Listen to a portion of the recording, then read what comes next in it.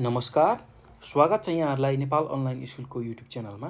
आज हामी कक्षा 10को अनिवार्य स्वास्थ्य, जनसङ्ख्या र वातावरण शिक्षाको विगतमा एसइको 2075 सालमा प्रदेश नम्बर 3मा सोधेको प्रश्न र त्यसको उत्तरहरू हामीले यो भिडियोमा लिएर आएका छौँ। र हामी आज विशेष गरेर प्रदेश नम्बर 3मा 75 सालको एसइमा सोधेको प्रश्नहरूको सबै उत्तरहरू यो भिडियोमा हेर्नेछौँ। र विशेष गरेर हामीसँग चाहिँ 3वटा समूह छ, 3वटा खण्ड गरेर प्रश्नहरू सोधेको छ। Group A, group B, group C, अर्थात् समूह क, समूह ख र समूह ग गरेर 3वटा समूहमा हामीलाई प्रश्न सोध्ने गर्छ। र समूह कमा हामीसँग 11वटा प्रश्नहरू हुन्छन् र जसले 1 अङ्क ल्याउनको लागि हामीलाई सहयोग पुग्छ। त्यस्तै समूह खमा हामीसँग 9वटा प्रश्नहरू हुन्छ जसले चाहिँ 4 अङ्क ल्याउनको लागि सहयोग गर्छ। त्यस्तै समूह गमा हामीसँग 4वटा प्रश्न हुन्छ जसले चाहिँ 7 अङ्क ल्याउनको लागि सहयोग गर्दछ।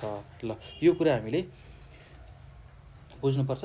र एसई तयारी गरिरहने भाइ बहिनीहरूले यो भिडियो लगायत एसईमा आएका सबै भिडियोहरू जुन हामीले मोडल सेट, त्यस्तै गरेर एसईमा सोधेको पास्ट क्वेसनहरू सबै भिडियोहरू चाहिँ युट्युबमा हालेका छौँ, नेपाल अनलाइन स्कुलको युट्युब च्यानलमा।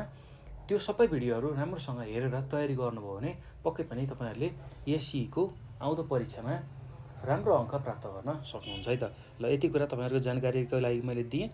र अब चाहिँ हामी प्रश्न नम्बर 1बाट यसको सुरु गर्दैछौँ। समूह क अन्तर्गतको 1 नम्बरमा के छ भन्दाखेरि हामीले के लेख्नुपर्ने छ भन्दा स्वास्थ्य, जनसङ्ख्या तथा वातावरण शिक्षामा जैविक पक्षको एउटा उदाहरण लेख्नुहोस् भनेर हामीलाई प्रश्न सोधेको छ।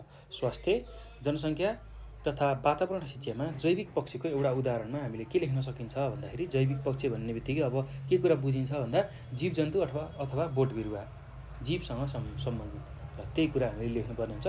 स्वास्थ्य, जनसङ्ख्या तथा वातावरण शिक्षामा शैक्षिक पक्षको एउटा उदाहरण भनेको जीवजन्तु तथा बोट बिरुवा हो भनेर हामीले लेख्न सक्छौँ है त। ल, त्यही कुरालाई हामी उत्तरको रूपमा लेख्दैछौँ। प्रश्न नम्बर, अब समूह क अन्तर्गतको हामी पहिला उत्तरहरू भनौँ, यहाँ सबै उत्तरहरू लेख्छौँ यतापट्टि। त्यसमा समूह क अन्तर्गतको उत्तरहरू लेख्दैछौँ। ल, त्यसमा पनि 1 नम्बरको प्रश्नको उत्तरमा के लेख्छौँ भने स्वास्थ्य, जनसङ्ख्या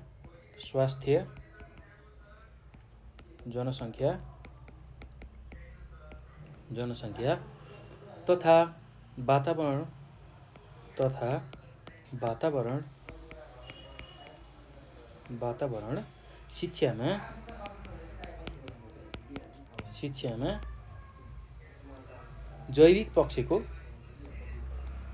जैविक पक्षको एउटा उदाहरण भनेको त्यसमा के लेख्न सकिन्छ भन्दा जीवजन्तु तथा बोट बिरुवा हो। जीवजन्तु तथा बोट बिरुवा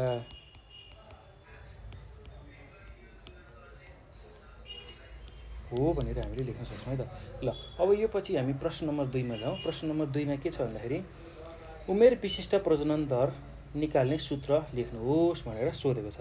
ल, उमेर विशिष्ट प्रजनन दर जसलाई हामी एज स्पेसिफिक फर्टिलिटी रेट भनेर भन्छौँ, अङ्ग्रेजीमा ASFR, यसको छोटकरीमा ASFR पनि भन्छौँ हो। त्यो निकाल्ने सूत्र के हो भन्दाखेरि कुनै वर्षमा प्रजनन योग्य उमेरमध्ये खास उमेरका महिलाबाट जन्मिएका कुल जीवित जन्मसङ्ख्यालाई मध्य वर्षको प्रजनन योग्य उमेरमध्ये सोही उमेरको महिलाको कुल जनसङ्ख्या अथवा सङ्ख्याले भाग गरेर 1000ले गुणन गऱ्यौँ भने हामीले उमेर विशिष्ट प्रजनन दर निकाल्न सक्छौँ है त। ल, त्यही कुरा हामी उत्तरको रूपमा लेखौँ।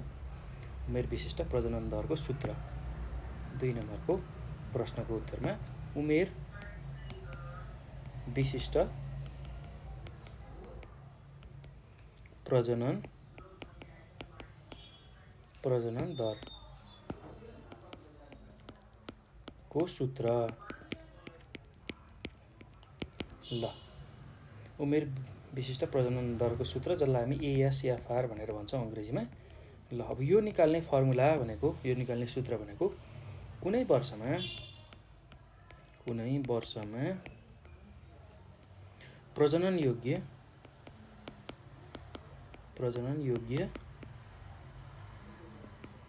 उमेर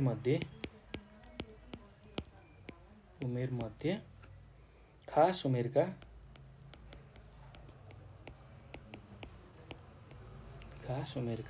महिलाबाट जन्मिएका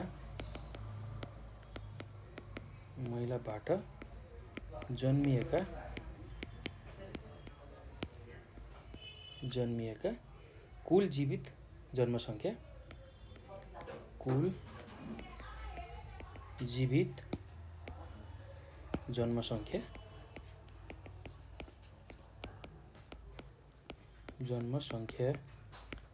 यसलाई चाहिँ केले भाग गर्नुपर्छ भन्दाखेरि हामीले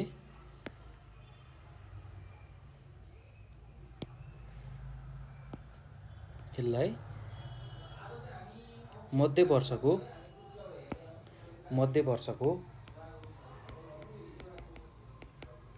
प्रजनन योग्य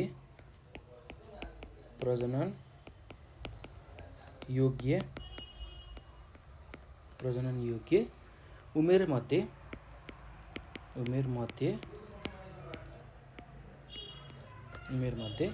सोही उमेरका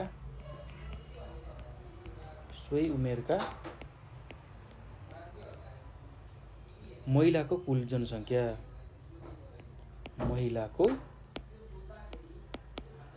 कुल जनसङ्ख्या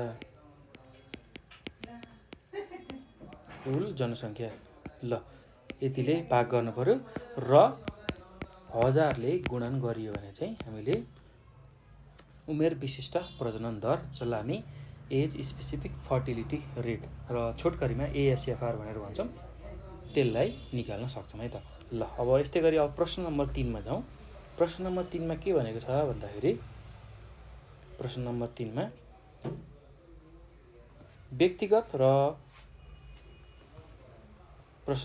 मा हाम्रो के छ भन्दाखेरि प्रश्न व्यवस्थित र अव्यवस्थित विकासबीच कुनै एक समानता देखाउनुहोस् भनेर सोधेको छ।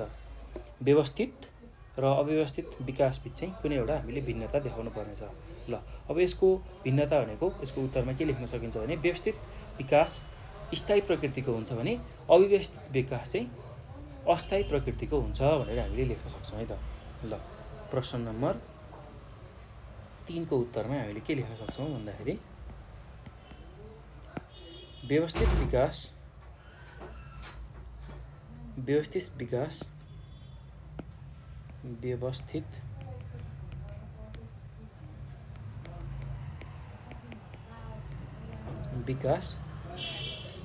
स्थायी प्रकृतिको हुन्छ।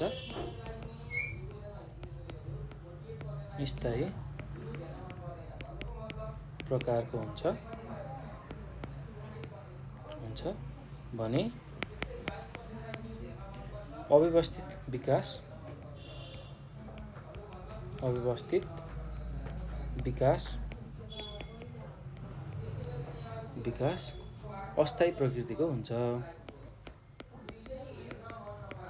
अस्थायी प्रकृतिको हुन्छ।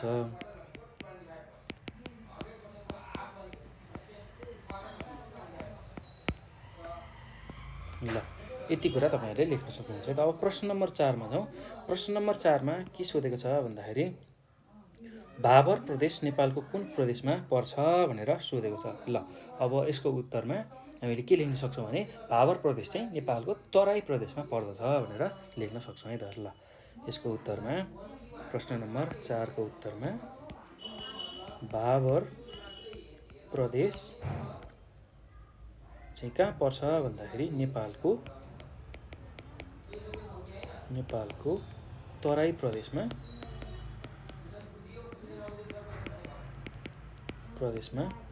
पर्दछ। ल त्यस्तै अब प्रश्न नम्बर 5 मा जाउँ। प्रश्न नम्बर 5 मा के छ भन्दाखेरि गुणस्तरीय जीवन किन व्यक्तिपछि फरक हुन्छ भनेर सोधेको छ। ल गुणस्तरीय जीवन किन व्यक्तिपछि फरक हुन्छ भनेर सोधेको छ।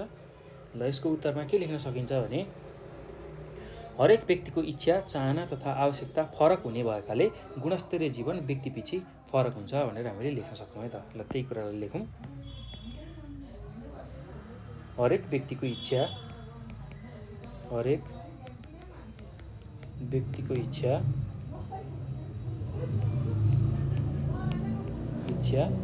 चाहना तथा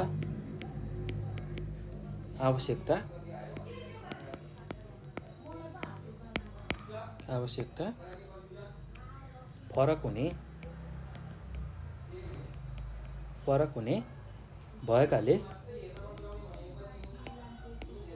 भएकाले गुणस्तरीय जीवन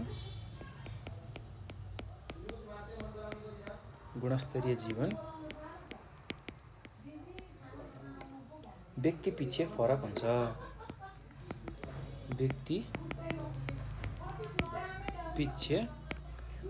हुन्छ। ल यही कुरा तपाईहरुले लेख्न सक्नुहुन्छ है त। अब अर्को प्रश्नमा जाउँ। अर्को प्रश्न के छ भन्दाखेरि अर्को प्रश्नमा परस्थानीय संरक्षणको कुनै एउटा उदाहरण दिनुहोस् भनेर सोधेको छ। ल परस्थानीय संरक्षणको कुनै एउटा उदाहरण भनेको चिडियाखाना हो। ल परस्थानीय संरक्षण भनेको कस्तो खालको संरक्षण भन्दाखेरि जुन कुनै जनावर अथवा जीवजन्तु कुनै एक ठाउँमा जन्मिएर त्यसलाई चाहिँ अन्यत्र सारियो, सुरक्षित ठाउँमा संरक्षण गर्न सारियो भने त्यसलाई हामी परस्थानीय संरक्षण भनेर भन्छौँ। जस्तै कि चितवन राष्ट्रिय निकुञ्जमा हुर्किएको एउटा बाघलाई अथवा त्यहाँ जन्मिएको बाघलाई चाहिँ हामीले चिडियाखानामा ल्याएर संरक्षण गरेर राख्यौँ भने त्यसलाई हामी परस्थानीय संरक्षण भनेर भन्छौँ है त। ल त्यही कुरा हामी उत्तरको रूपमा लेखौँ। प्रश्न नम्बर 6 को उत्तरमा के लेख्ने भन्दाखेरि परस्थानीय संरक्षणको कुनै एउटा उदाहरण भनेको चिडियाखाना हो। परस्थानीय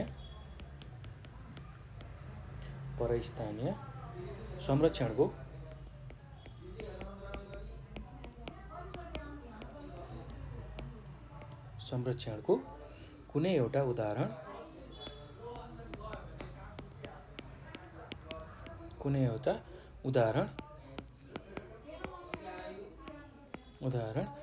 चिडियाखाना हो।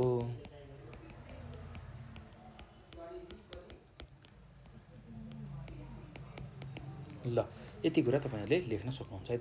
अब अर्को प्रश्नमा जाउँ। अर्को प्रश्न के छ भन्दाखेरि प्रश्न नम्बर 7 मा हेपाटाइटिस सी गराउने भाइरसको नाम लेख्नुहोस् भनेर सोधेको छ। ल हेपाटाइटिस सी गराउने भाइरसको नाम हेपाटाइटिस सी विषाणु हो भनेर हामीले लेख्न सक्छौँ है त। ल सम्झन एकदम सजिलो छ। त्यही कुरालाई लेखौँ हामी 7 नम्बरको प्रश्नमा। हेपाटाइटिस सी गराउने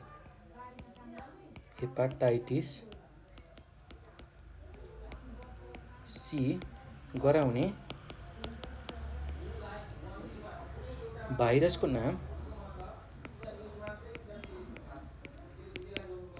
नाम चाहिँ के हो भन्दाखेरि हेपाटाइटिस सी विषाणु हो।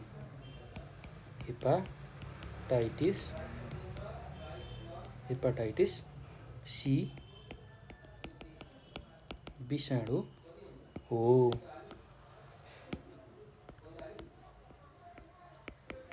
ल यति कुरा तपाईहरुले लेख्न सक्नुहुन्छ है त। अब प्रश्न नम्बर 8 मा जाउँ। प्रश्न नम्बर 8 मा के छ भन्दाखेरि गर्भवती महिलाको हेरचाहमा श्रीमानको भूमिका किन सबैभन्दा महत्त्वपूर्ण हुन्छ? कुनै एक विचार राख्नुहोस् भनेर सोधेको छ। ल गर्भवती महिलाको हेरचाहमा चाहिँ श्रीमानको भूमिका सबैभन्दा महत्त्वपूर्ण हुन्छ। किन हुन्छ त्यो चाहिँ हामीले एक विचारमा लेख्नुपर्ने छ है त। ल अब यसको उत्तरमा के लेख्न सकिन्छ भने श्रीमान र श्रीमती बीच शारीरिक, मानसिक तथा भावनात्मक सम्बन्ध एकदमै गहिरो हुने भएकाले गर्भवती महिलाको हेरचाहमा श्रीमानको भूमिका सबैभन्दा महत्त्वपूर्ण हुन्छ भनेर हामीले लेख्न सक्छौँ है त। ल त्यही कुरालाई हामी लेखौँ 8 नम्बरको प्रश्नको उत्तरमा। चाहिँ के लेख्न सकिन्छ भन्दा श्रीमान र श्रीमती बीच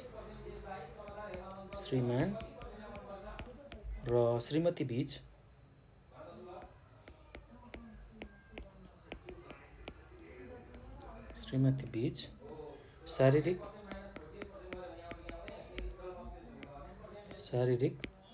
मानसिक तथा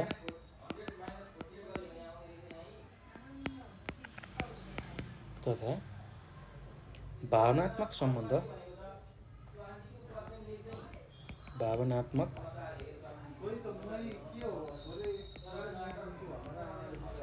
सम्बन्ध एकदमै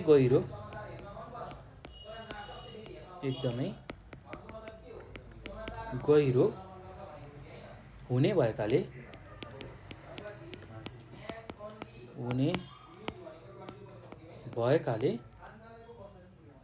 गर्भवती महिलाको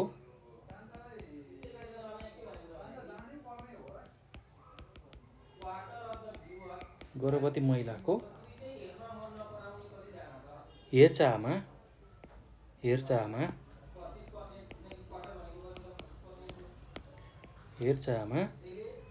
श्रीमानको भूमिका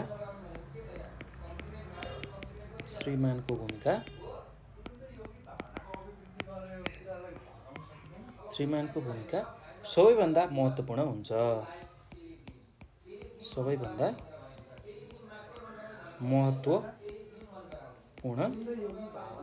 हुन्छ भनेर हामीले लेख्न सक्छौँ है त। ल एकदम सजिलो छ, त्यस्तो गाह्रो केही पनि छैन। यति कुरा तपाईँहरूले लेख्न सक्नुहुन्छ है त। अब प्रश्न नम्बर 9 मा जाउँ। प्रश्न नम्बर 9 मा के छ भन्दाखेरि किन अस्वस्थकर जीवनशैली नेपालको एक प्रमुख स्वास्थ्य समस्याको रूपमा लिइन्छ भनेर सोधेको छ। ल जुन अस्वस्थकर जीवनशैली छ नेपाल हो, त्यसलाई चाहिँ नेपालको एक प्रमुख स्वास्थ्य समस्याको रूपमा हामीले लिन्छौँ। त्यो किन त भनेर हामीले त्यसको उत्तर लेख्नुपर्ने छ है त। ल अब यसको उत्तरमा के लेख्न सकिन्छ भने अस्वस्थकर जीवनशैलीले गर्दा विविध सर्ने र नसर्ने रोगहरूबाट ग्रसित हुने खतरा बढ्ने भएकाले अस्वस्थकर जीवनशैली नेपालको एक प्रमुख स्वास्थ्य समस्याको रूपमा लिइन्छ भनेर हामीले लेख्न सक्छौँ है त। र त्यही कुरालाई लेखौँ। प्रश्न नम्बर 9 को उत्तरमा के लेख्न सकिन्छ भन्दाखेरि अस्वस्थकर जीवनशैलीले गर्दा अस्वस्थकर जीवनशैलीले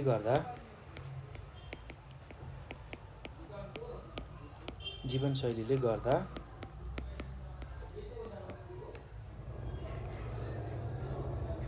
विविध सर्ने अनि नसर्ने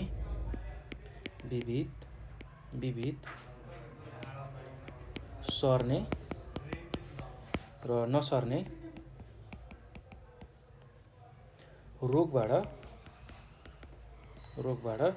ग्रसित हुने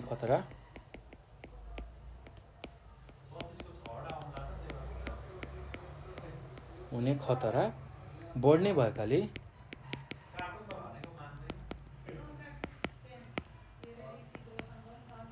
भएकाले अस्वस्थकर जीवनशैली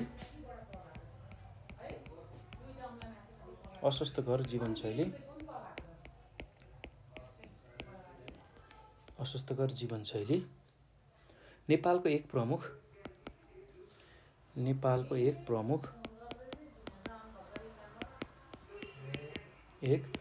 प्रमुख स्वास्थ्य समस्याका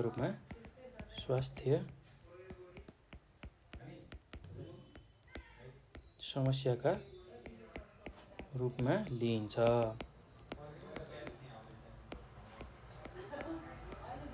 ल यति कुरा तपाईहरुले लेख्न सक्नुहुन्छ है त। अब प्रश्न नम्बर 10 मा जाउँ। प्रश्न नम्बर 10 मा के छ भन्दाखेरि लु लाग्नुको कुनै एक लक्षण लेख्नुहोस् भनेर सोधेको छ। लु लाग्नुको कुनै एउटा लक्षण। ल लु लाग्नु भनेको अब गर्मी ठाउँमा जाँदाखेरि त्यहाँ चाहिँ त्यो तातो हावा बहनुको कारण एकदमै मान्छेलाई गाह्रो हुने, बेहोस हुने त्यस्तो खालको समस्यालाई हामी लु लाग्नु भनेर भन्न सक्छौँ है त। ल अब लु लाग्नुको एउटा लक्षण भनेको लु लागेको अवस्थामा बिरामीको शरीरको तापक्रम ज्यादै बढ्छ। लगभग शरीरको तापक्रम 105 डिग्री सेन्टिग्रेड भन्दा सेल्सियस भन्दा बढी हुन्छ भनेर हामीले लेख्छौँ र बिरामी अचेत हुन्छ अथवा लु लागेको व्यक्ति अचेत हुन्छ भनेर हामीले लेख्न सक्छौँ है त। ल त्यही कुरालाई हामी लेखौँ। ल 10 नम्बरको प्रश्नको उत्तरमा लु लाग्नुको एक लक्षण लु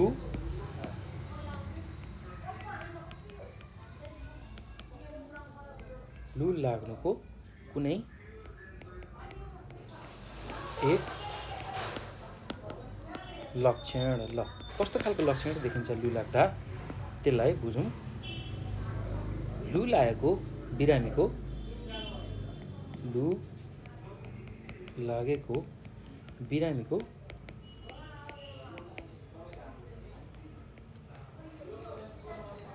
शरीरको तापक्रम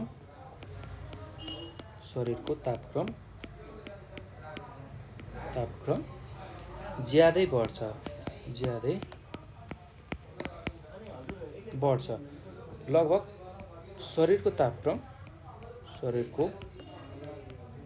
तापक्रम चाहिँ 105 डिग्री सेल्सियस भन्दा बढी हुन्छ भनेर हामीले लेख्न सक्छौँ र अचेत हुन्छ भनेर हामीले लेख्न सक्छौँ है त। ल अब अर्को प्रश्नमा जाउँ। समूह क को अन्तिम प्रश्नमा सुरक्षित जीवनशैली अन्तर्गत पर्ने एक कार्य उल्लेख गर्नुहोस् भनेर हामीलाई सोधेको छ। ल सुरक्षित जीवनशैली अन्तर्गत पर्ने धेरै कार्यहरूमा अब एउटा कार्य हामीले लेख्नु छ। त्यो भनेको के हो भन्दाखेरि सन्तुलित भोजन गर्ने हो। ल त्यही कुरालाई हामी लेख्न सक्छौँ उत्तरको रूपमा। प्रश्न नम्बर 11 को उत्तरमा के लेख्न सकिन्छ भने सन्तुलित जीवनशैली अन्तर्गत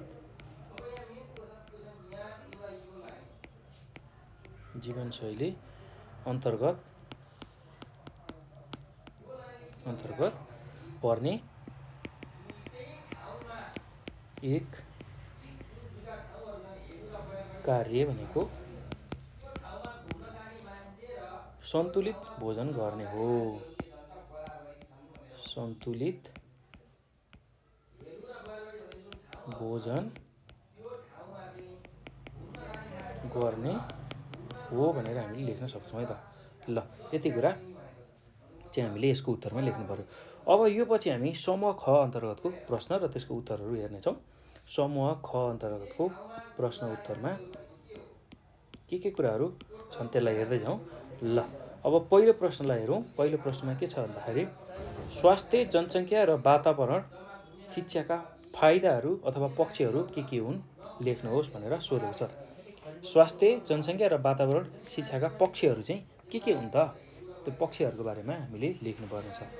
ल स्वास्थ्य, जनसङ्ख्या र वातावरण शिक्षाका पक्षहरूमा के पर्छन् भन्दाखेरि भौतिक पक्ष, जैविक पक्ष, आर्थिक पक्ष, सामाजिक तथा सांस्कृतिक पक्ष, मनोवैज्ञानिक पक्ष, त्यसै गरी वैज्ञानिक तथा प्राविधिक पक्ष र राजनैतिक पक्ष हो। यो पक्षहरूको बारेमा हामीले लेख्नुपर्ने छ। ल त्यसकै उत्तरको रूपमा बुँदागत रूपमा यसलाई लेख्दै जाउँ। अब समूह ख अन्तर्गतको प्रश्न र उत्तरहरू। समूह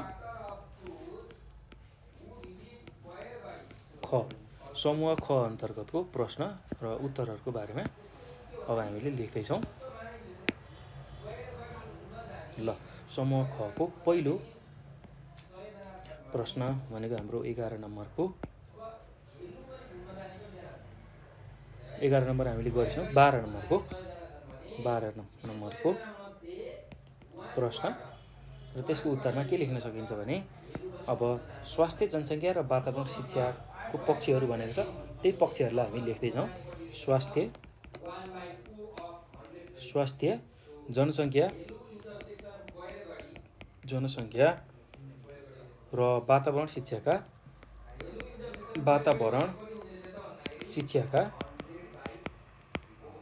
शिक्षाका पक्षहरू। ल पहिलो पक्ष के छ भन्दाखेरि पहिलो पक्ष चाहिँ भौतिक पक्ष। ल त्यसलाई हामी अङ्ग्रेजीमा फिजिकल एस्पेक्ट भनेर भन्छौँ है। Physical aspect. त्यस्तै दोस्रोमा जैविक पक्ष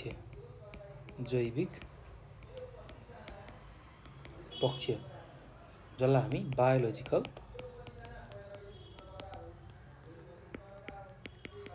एस्पेक्ट भनेर भन्छौँ। त्यस्तै तेस्रोमा आर्थिक पक्ष, आर्थिक पक्ष, यसलाई हामी इकोनोमिक एस्पेक्ट भनेर भन्छौँ, इकोनोमिक एस्पेक्ट भनेर भन्छौँ। त्यस्तै अर्कोमा छ सामाजिक तथा सांस्कृतिक पक्ष, सामाजिक तथा सांस्कृतिक पक्ष।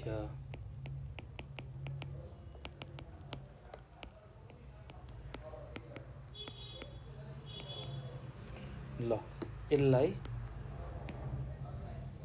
हामी सोसियो कल्चरल एस्पेक्ट भनेर भन्छौँ अङ्ग्रेजीमा, सोसियो कल्चरल एस्पेक्ट। त्यस्तै अर्कोमा मनोवैज्ञानिक पक्ष, मनोवैज्ञानिक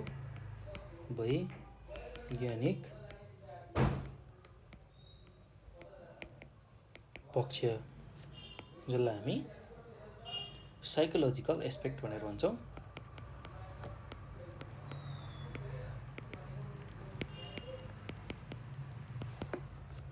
ल त्यस्तै अब अर्को छैटौँमा वैज्ञानिक तथा प्राविधिक पक्ष, वैज्ञानिक तथा प्राविधिक पक्ष, जसलाई हामी साइन्टिफिक एन्ड टेक्निकल एस्पेक्ट भनेर भन्छौँ।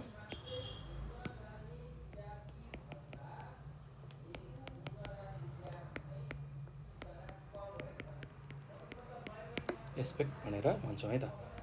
ल अब अर्को छ राजनीतिक पक्ष, जसलाई हामी पोलिटिकल एस्पेक्ट भनेर भन्छौँ, राजनीतिक पक्ष, जसलाई हामी पोलिटिकल एस्पेक्ट भनेर भन्छौँ।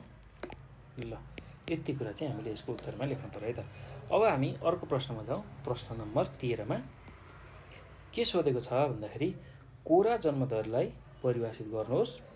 विक्रम सम्वत 2072 को कुनै ठाउँको मध्य वर्षको जनसङ्ख्या 5680 थियो र सोही ठाउँमा जीवित शिशुको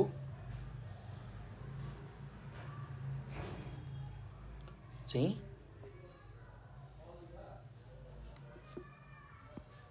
जनसङ्ख्या कति छ भन्दाखेरि 196 थियो भने विक्रम सम्वत 2000 को त्यस ठाउँको कोरा जन्मदर निकाल्नुहोस् भनेर सोधेको छ। ल एकदम सजिलो छ। यसको कोरा जन्मदर निकाल्नको लागि हामीलाई एउटा सूत्रको आवश्यकता पर्छ। त्यही सूत्र थाहा हुने बित्तिकै कोरा जन्मदर निकाल्न सक्छौँ। र कोरा जन्मदरलाई हामीले अब सुरुमा परिभाषा गर्नुपर्नेछ।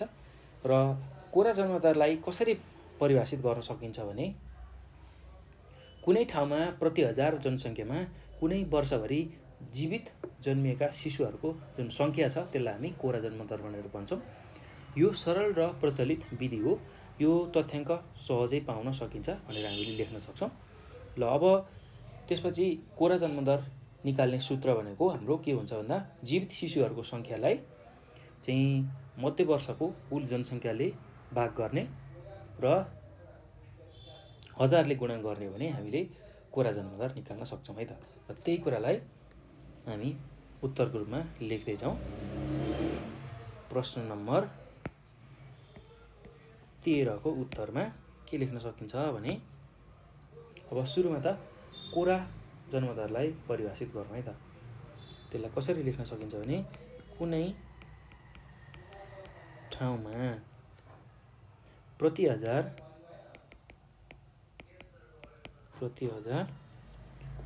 जनसङ्ख्यामा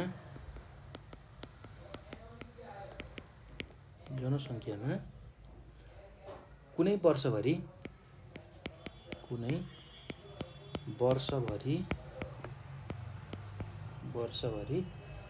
जीवित जन्मिएका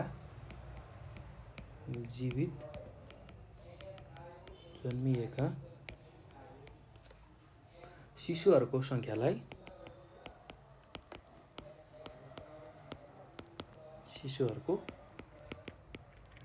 सङ्ख्यालाई कोरा जन्मदर भनिन्छ। कोरा जन्मदर भनिन्छ। ल यति कुरा हामीले लेख्न सक्छौँ है त। अब यो कुरा लेखिसकेपछि यसमा अरू के थप्न सकिन्छ भन्दाखेरि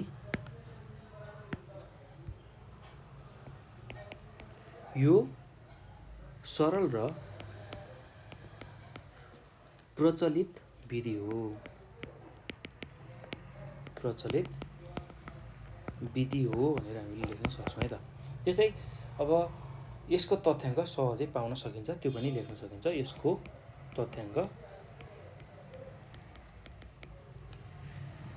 तथ्याङ्क सहजै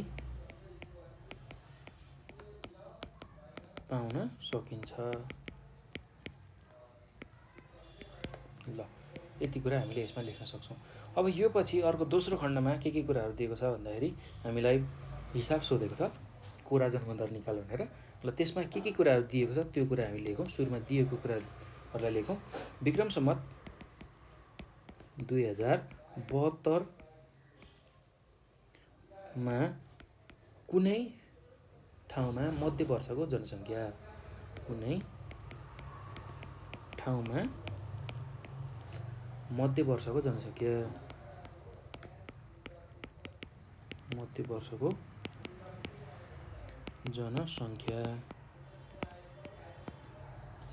ल त्यो कति छ भन्दाखेरि कति दिएको छ भन्दाखेरि 5680 5680। ल त्यस्तै गरी विक्रम सम्वत 2072 मै जन्मेका जीवित शिशुहरूको सङ्ख्या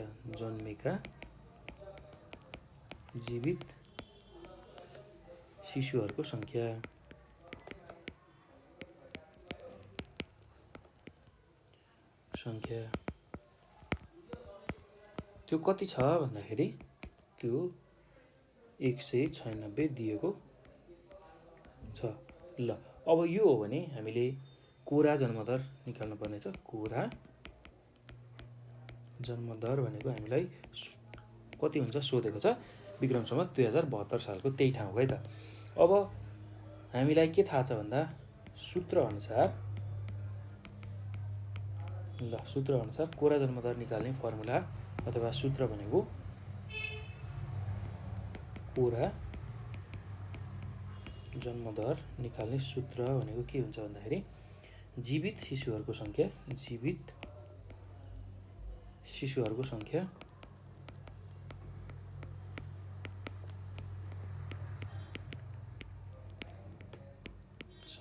त्यसलाई चाहिँ केले भाग गर्नु पर्यो भन्दाखेरि मध्य वर्षको कुल जनसङ्ख्याले भाग गर्नु पर्यो।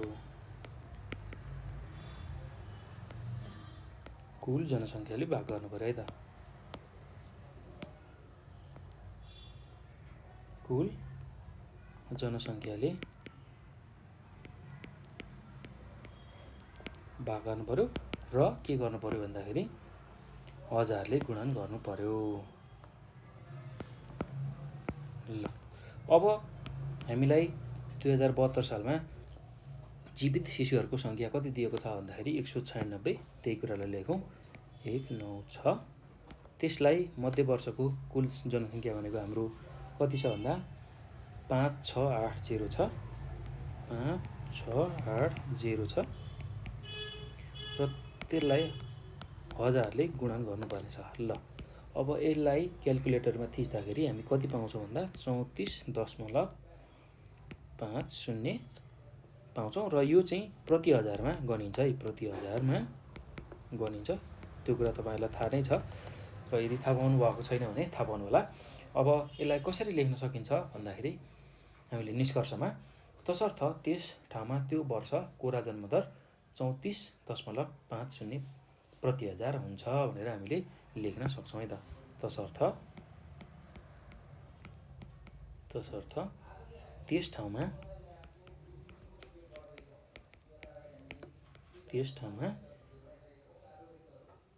त्यो वर्ष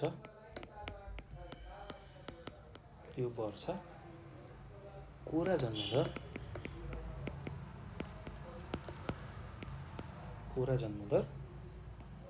34.50 प्रति हजार हुन्छ।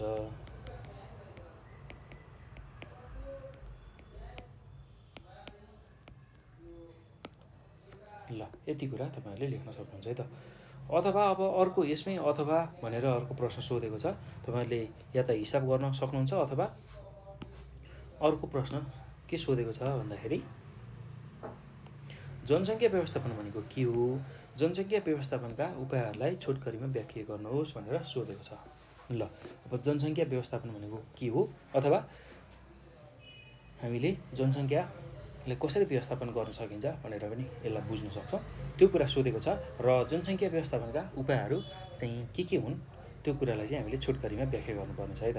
ल अब यसलाई नै हामीले कसरी लेख्न सक्छौँ भने अब सुरुमा त जनसङ्ख्या व्यवस्थापन भनेको के हो त्यसलाई व्याख्या गरौँ, त्यसको परिचय दिउँ।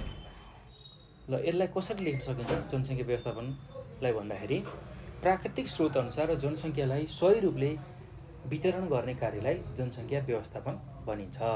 त्यस्तै उपलब्ध स्रोतले धान्न नसक्ने गरी जनसङ्ख्या वृद्धि भएको छ भने त्यहाँ विभिन्न समस्याहरू सिर्जना हुन्छन्। त्यस्तो अवस्था नआओस् भने समयमै जनसङ्ख्या वृद्धि रोक्नु भनेको नै जनसङ्ख्या व्यवस्थापन हो भनेर हामीले लेख्न सक्छौँ है त। ल एकदम सहज छ, यसको उत्तर म भनिदिन्छु, तपाईहरुले यसलाई लेख्न सक्नुहुन्छ है। कपीमा बुदागत रूपमा टिप्न सक्नुहुन्छ, एकदम सजिलो छ, केही गाह्रो छैन। मुख्य बुदा टिप्नु भयो भने तपाईहरुले सजिलै चाहिँ यसलाई परीक्षामा पनि लेख्न सक्नुहुन्छ। मुख्य बुदालाई टिप्नु होला र त्यसलाई आफ्नै शैलीमा आफ्नै भाषामा चाहिँ तपाईहरुले परीक्षामा लेख्नुपर्ने हुन्छ है त। त्यो गर्नुभयो भने एकदम सहज तरिकाले चाहिँ परीक्षामा लेखेर राम्रो नम्बर तपाईहरुले प्राप्त गर्न सक्नुहुन्छ। ल अब त्यसलाई फेरि एकपटक दोहोऱ्याउँछु र जनसङ्ख्या व्यवस्थापन गर्ने उपायहरूको बारेमा पनि म छोटकरीमा व्याख्या गर्छु है त। प्राकृतिक स्रोत अनुसार जनसङ्ख्यालाई सही रूपले वितरण गर्ने कार्यलाई जनसङ्ख्या व्यवस्थापन भनिन्छ। त्यस्तै उपलब्ध स्रोतले धान्न नसक्ने गरी जनसङ्ख्या वृद्धि भएको छ भने त्यहाँ विभिन्न समस्याहरू सिर्जना हुन्छन्। हो त्यस्तो खालको अवस्था सिर्जना नआओस् भने समयमै जनसङ्ख्या वृद्धि रोक्नु भनेको नै जनसङ्ख्या व्यवस्थापन हो भनेर हामीले लेख्न सक्छौँ है त। अब जनसङ्ख्या व्यवस्थापनका उपायहरूमा हामीसँग दुईटा उपायहरू छन्, एउटा प्रत्यक्ष उपाय र अर्को अप्रत्यक्ष उपाय गरी हामीले त्यसलाई दुई भागमा विभाजन गर्न सक्छौँ है त। एउटा प्रत्यक्ष उपाय र अर्को अप्रत्यक्ष उपाय। अब प्रत्यक्ष उपायमा कस्तो खालको उपायहरू अपनाउन सकिन्छ त्यसलाई बुझौँ है त। ल प्रत्यक्ष उपायमा के कुराहरू तपाईहरुले लेख्न सक्नुहुन्छ भने प्रत्यक्ष उपायले प्रत्यक्ष रूपमा जन्मदर र बसाइसराईलाई नियन्त्रण गर्ने कुरालाई सङ्केत गर्छ। प्रत्यक्ष उपायले प्रत्यक्ष रूपमा जन्मदर र बसाइसराईलाई नियन्त्रण गर्ने कुराको सङ्केत गर्छ। ढिलो विवाह गर्नु, त्यस्तै जन्मान्तर कायम गर्नु, कानुनी रूपमा गर्भपतन गराउनु, बसाइसराई नियन्त्रण गर्नु, परिवार नियोजनका साधनको प्रयोग गर्नु जस्ता प्रत्यक्ष उपायहरू अपनाई जनसङ्ख्याको व्यवस्थापन गर्न सकिन्छ। ल हेर्नुहोस् त, जनसङ्ख्याको प्रत्यक्ष चाहिँ त्यसलाई व्यवस्थापन गर्ने उपायमा के रहेछ भन्दाखेरि के गर्न सकिने रहेछ भन्दा चाहिँ ढिलो विवाह गर्ने एउटा, त्यस्तै दोस्रो भनेको जन्मान्तर गर्ने, एउटा बच्चा जन्मिएपछि अर्को बच्चा जन्माउनलाई निश्चित समय राखिएको हुन्छ, त्यो समयअनुसार बच्चा जन्माउने। त्यस्तै अर्को भनेको कानुनी रूपमा गर्भपतन गराउने, त्यस्तै गरेर बसाइसराईलाई नियन्त्रण गर्ने र परिवार नियोजनको जुन साधन छ त्यसलाई प्रयोग गर्ने। त्यो गरियो भने चाहिँ हामीले जनसङ्ख्या व्यवस्थापन गर्न सक्छौँ प्रत्यक्ष उपायबाट। त्यस्तै अप्रत्यक्ष उपायमा के कुराहरू पर्छ भने अप्रत्यक्ष उपायले मानिसको चेतनाको स्तर बढाउने सन्दर्भसँग चासो राख्छ। अप्रत्यक्ष उपायले मानिसको चेतनाको स्तर बढाउने सन्दर्भसँग चासो राख्छ।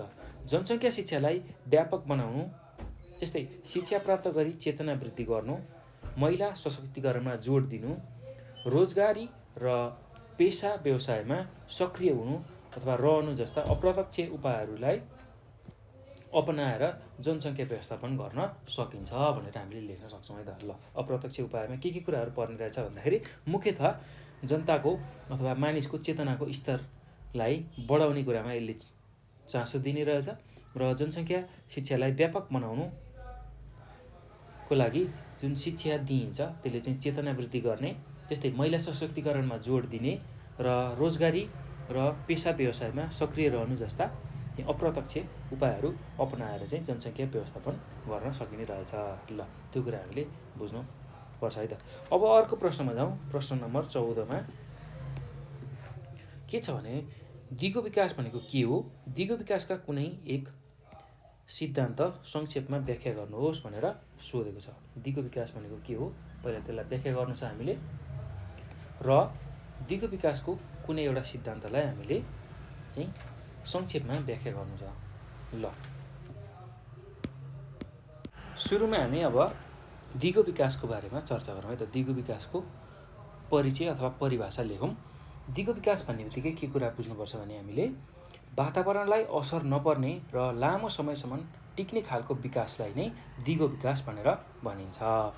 त्यसैले दिगो विकासलाई टिकाउ विकास वा धान्न सकिने विकास पनि भनिन्छ। यस अन्तर्गत सामाजिक, आर्थिक तथा वातावरणका पक्षहरू पर्छन्। दिगो विकास टिकाउयुक्त हुने भएकाले कुनै पनि विकास निर्माणका कार्य गर्दा हालको पुस्तालाई मात्र नहेरी भावी पुस्तालाई समेत विचार गरी हामीले दिगो निर्माणको कार्यहरू अथवा दिगो विकासका कार्यहरू हामीले गर्नुपर्ने हुन्छ। त्यो कुरा हामीले लेख्नुपर्छ। र दिगो विकासको अब धेरै सिद्धान्तहरू छ, त्यो मध्ये एउटाको हामीले व्याख्या गर्नु छ संक्षेपमा, र त्यो मध्येमा एउटा छ, पहिलो छ मानव स्रोतको विकास। ल दिगो विकासको अब अन्य धेरै सिद्धान्तहरू छ, त्यो कुरा तपाईँहरूले बुझ्नु होला। दिगो विकासको सिद्धान्तहरू हामीसँग धेरै छन्, त्यो कुरा तपाईँहरूलाई थाहा नै छ। र त्यो मध्ये एउटा चाहिँ सिद्धान्तको बारेमा हामीले व्याख्या गर्नुपर्ने छ। ल अब दिगो विकासको सिद्धान्तहरूमा मानवीय स्रोतको विकास छ, त्यस्तै जनसङ्ख्या नियन्त्रण छ, त्यस्तै समाजको दिगो विकास छ, र त्यसै गरी जनसहभागितामा वृद्धि छ। त्यो मध्येमा कुनै एउटाको व्याख्या गर्न सक्नुहुन्छ तपाईँहरूले, र मैले चाहिँ अहिले तपाईँहरूको लागि सजिलो होस् भनेर मानवीय स्रोतको विकासलाई व्याख्या गर्दैछु है त। ल अब यसमा के लेख्न सकिन्छ भने मानवीय स्रोतको विकासमा वातावरणको उपयोग र संरक्षण गर्ने कार्यमा मानिसको गहन र महत्त्वपूर्ण भूमिका हुन्छ। त्यस्तै विकासमा जनसहभागिता वृद्धि गर्दै वातावरण संरक्षण गर्ने कुरा यस सिद्धान्तको आशय हो। यस सिद्धान्त अनुसार जैविक विविधता, वातावरण, स्रोत र साधनको संरक्षण तथा पृथ्वीको स्याहारबारे आवश्यक ज्ञान, सिप र समझदारीले भएका मानवीय स्रोत तयार भई दिगो विकासमा टेवा पुग्छ। अत दिगो विकासको सिद्धान्तले मानवीय स्रोतको विकासमा जोड दिन्छ भनेर यसरी तपाईँहरूले यसको उत्तर लेख्न सक्नुहुन्छ है त। र एकदम सजिलो छ, केही गाह्रो छैन, र विशेष गरेर यसको उत्तर मैले लेखाइनँ, तपाईँहरूलाई व्याख्या गरिदिएँ, र त्यही चिजलाई आफ्नो भाषामा अझ मिलाएर तपाईँहरूले लेख्न सक्नुहुन्छ है त। र त्यो गर्नुभयो भने तपाईँहरूले राम्रो अङ्क प्राप्त गर्न सक्नुहुन्छ। ल यसको उत्तर यति नै लेख्नु होला, र तपाईँहरूले यसलाई दोहोऱ्याएर तेह्राएर पनि सुन्न सक्नुहुन्छ है। भिडियोलाई पज गर्दै अगाडि जाँदै पछाडि जाँदै आफूलाई कन्फ्युज भएको कुराहरू चाहिँ मजाले सुनेर लेख्न सक्नुहुन्छ है त। ल अब यो पछि हामी अर्को प्रश्नमा जाउँ। अर्को प्रश्न के छ भन्दाखेरि तराई र हिमाली प्रदेशको सामाजिक तथा आर्थिक पक्षबीचको तुलना गर्नुहोस् भनेर सोधेको छ। ल एकदम सजिलो छ, त्यस्तो गाह्रो केही पनि छैन। अब तराई र हिमाली प्रदेशको चाहिँ हामीले सामाजिक र आर्थिक पक्षको तुलना गर्नुपर्ने छ। ल अब यसलाई कसरी गर्न सकिन्छ, यसको उत्तर चाहिँ हामी लेख्छौँ। तराई प्रदेश र हिमाली प्रदेशको चाहिँ हामीले सामाजिक र आर्थिक पक्ष तुलना गर्दाखेरि कसरी गर्छौँ भन्दाखेरि हामीले प्रश्न नम्बर 15 को उत्तरमा एकातिर हामी के गर्छौँ, तराई प्रदेश राख्छौँ, अर्कोतिर हिमाली प्रदेश राख्छौँ है त। ल तराई प्रदेश र एकातिर हिमाली प्रदेश।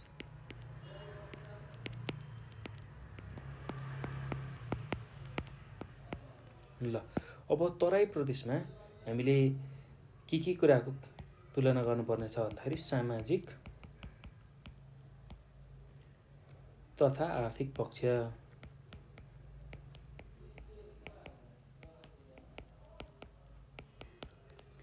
त्यस्तै हिमाली पक्षमा पनि सामाजिक तथा आर्थिक पक्ष। सामाजिक तथा आर्थिक पक्ष।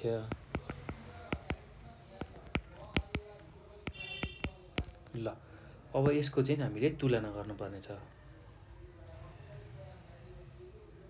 ल पहिलो बुँदामा हामीले के लेख्न सक्छौँ भन्दाखेरि पहिला कसरी यसलाई चाहिँ तुलना गर्ने भन्दा अब तराई प्रदेशमा चाहिँ मुस्लिम धर्म मान्ने व्यक्तिहरू धेरै छन् भनेर हामीले लेख्न सक्छौँ है त। तराई प्रदेशमा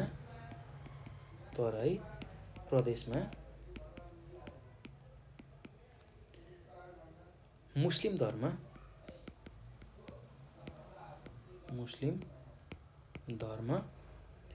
मान्ने व्यक्तिहरू धेरै छन्।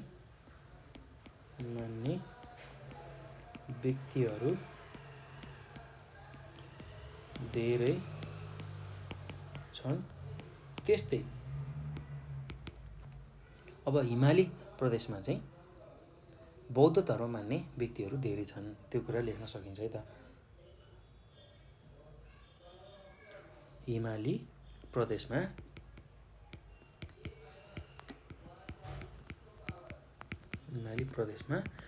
बौद्ध धर्म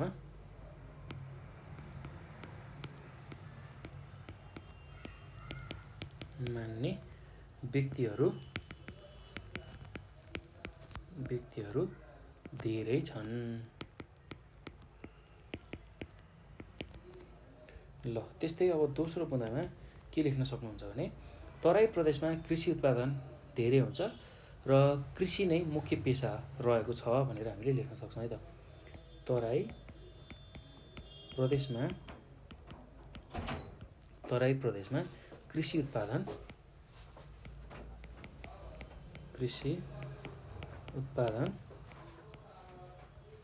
धेरै हुन्छ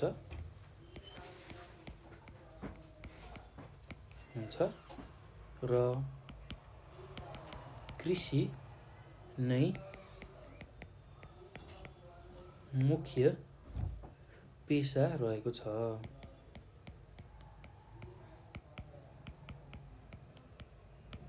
ल यति कुरा तपाईँहरूले लेख्न सक्नुहुन्छ है त।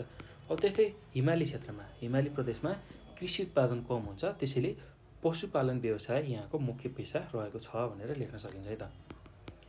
हिमाली प्रदेशमा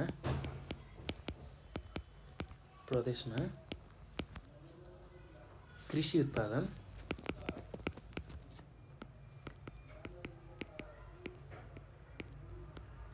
उत्पादन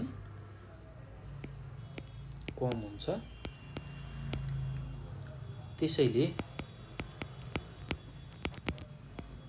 त्यसैले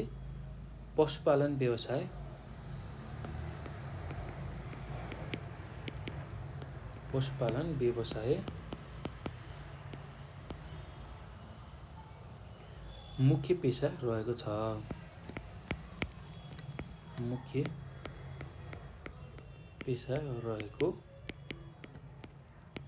छ भनेर हामीले लेख्न सक्छौँ है त। ल अब अर्को बुँदामा के लेख्न सकिन्छ भने तराई प्रदेशमा चौधरी, राजवंशी, थारू जातका मानिसहरू बस्दछन्। तराई प्रदेशमा चौधरी त्यस्तै राजवंशी, थारू जातका मानिसहरू बस्दछन्।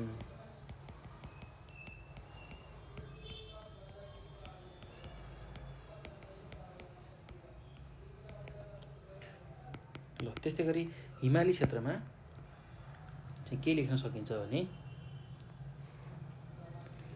शेर्पा, थकाली, घले जातका मानिसहरू बस्दछन्।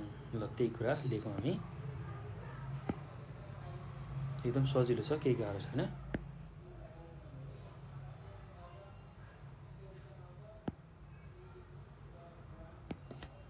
ल हिमाली क्षेत्रमा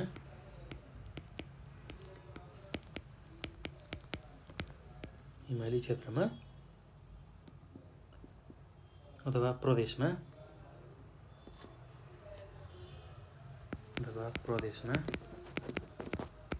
शेर्पा, थकाली, घले जातका मानिसहरू बस्दछन्।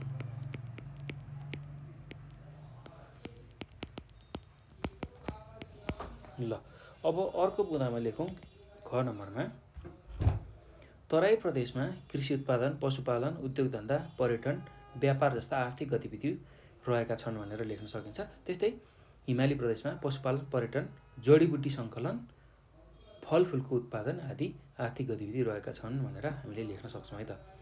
ल अब पहिला तराई प्रदेशमै लेखौँ। तराई प्रदेशमा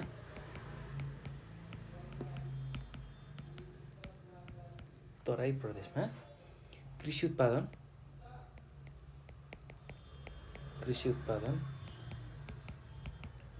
त्यस्तै गरेर पशुपालन, त्यसै गरेर उद्योग धन्दा,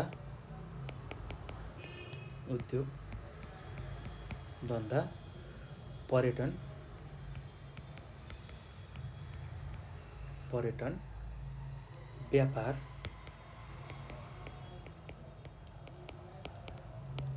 व्यापार जस्ता आर्थिक गतिविधि रहेका छन्।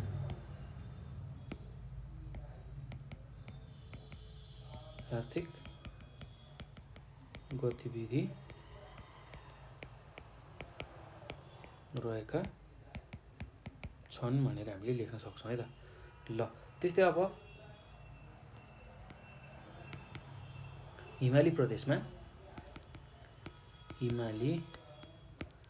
प्रदेशमा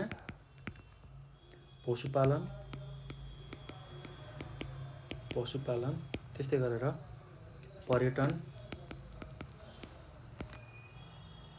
जडीबुटी सङ्कलन,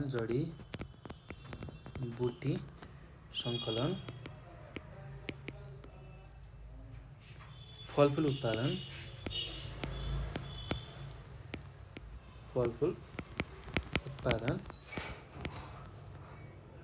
आदि आर्थिक गतिविधि रहेका छन्।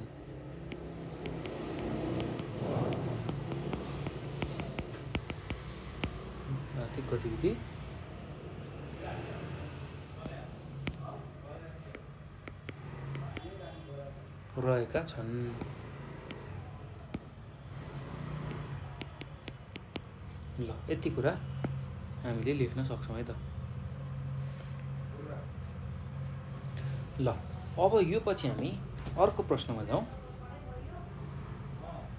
अर्को प्रश्न के छ भन्दाखेरि 16 नम्बरमा व्यवसायमूलक कार्य र रोजगारीको अवसरले गुणस्तरीय जीवनमा कसरी भूमिका खेल्छ भनेर सोधेको छ। ल व्यवसायमूलक कार्य र रोजगारीको अवसरले गुणस्तरीय जीवनमा कसरी भूमिका खेल्छ भनेर सोधेको छ।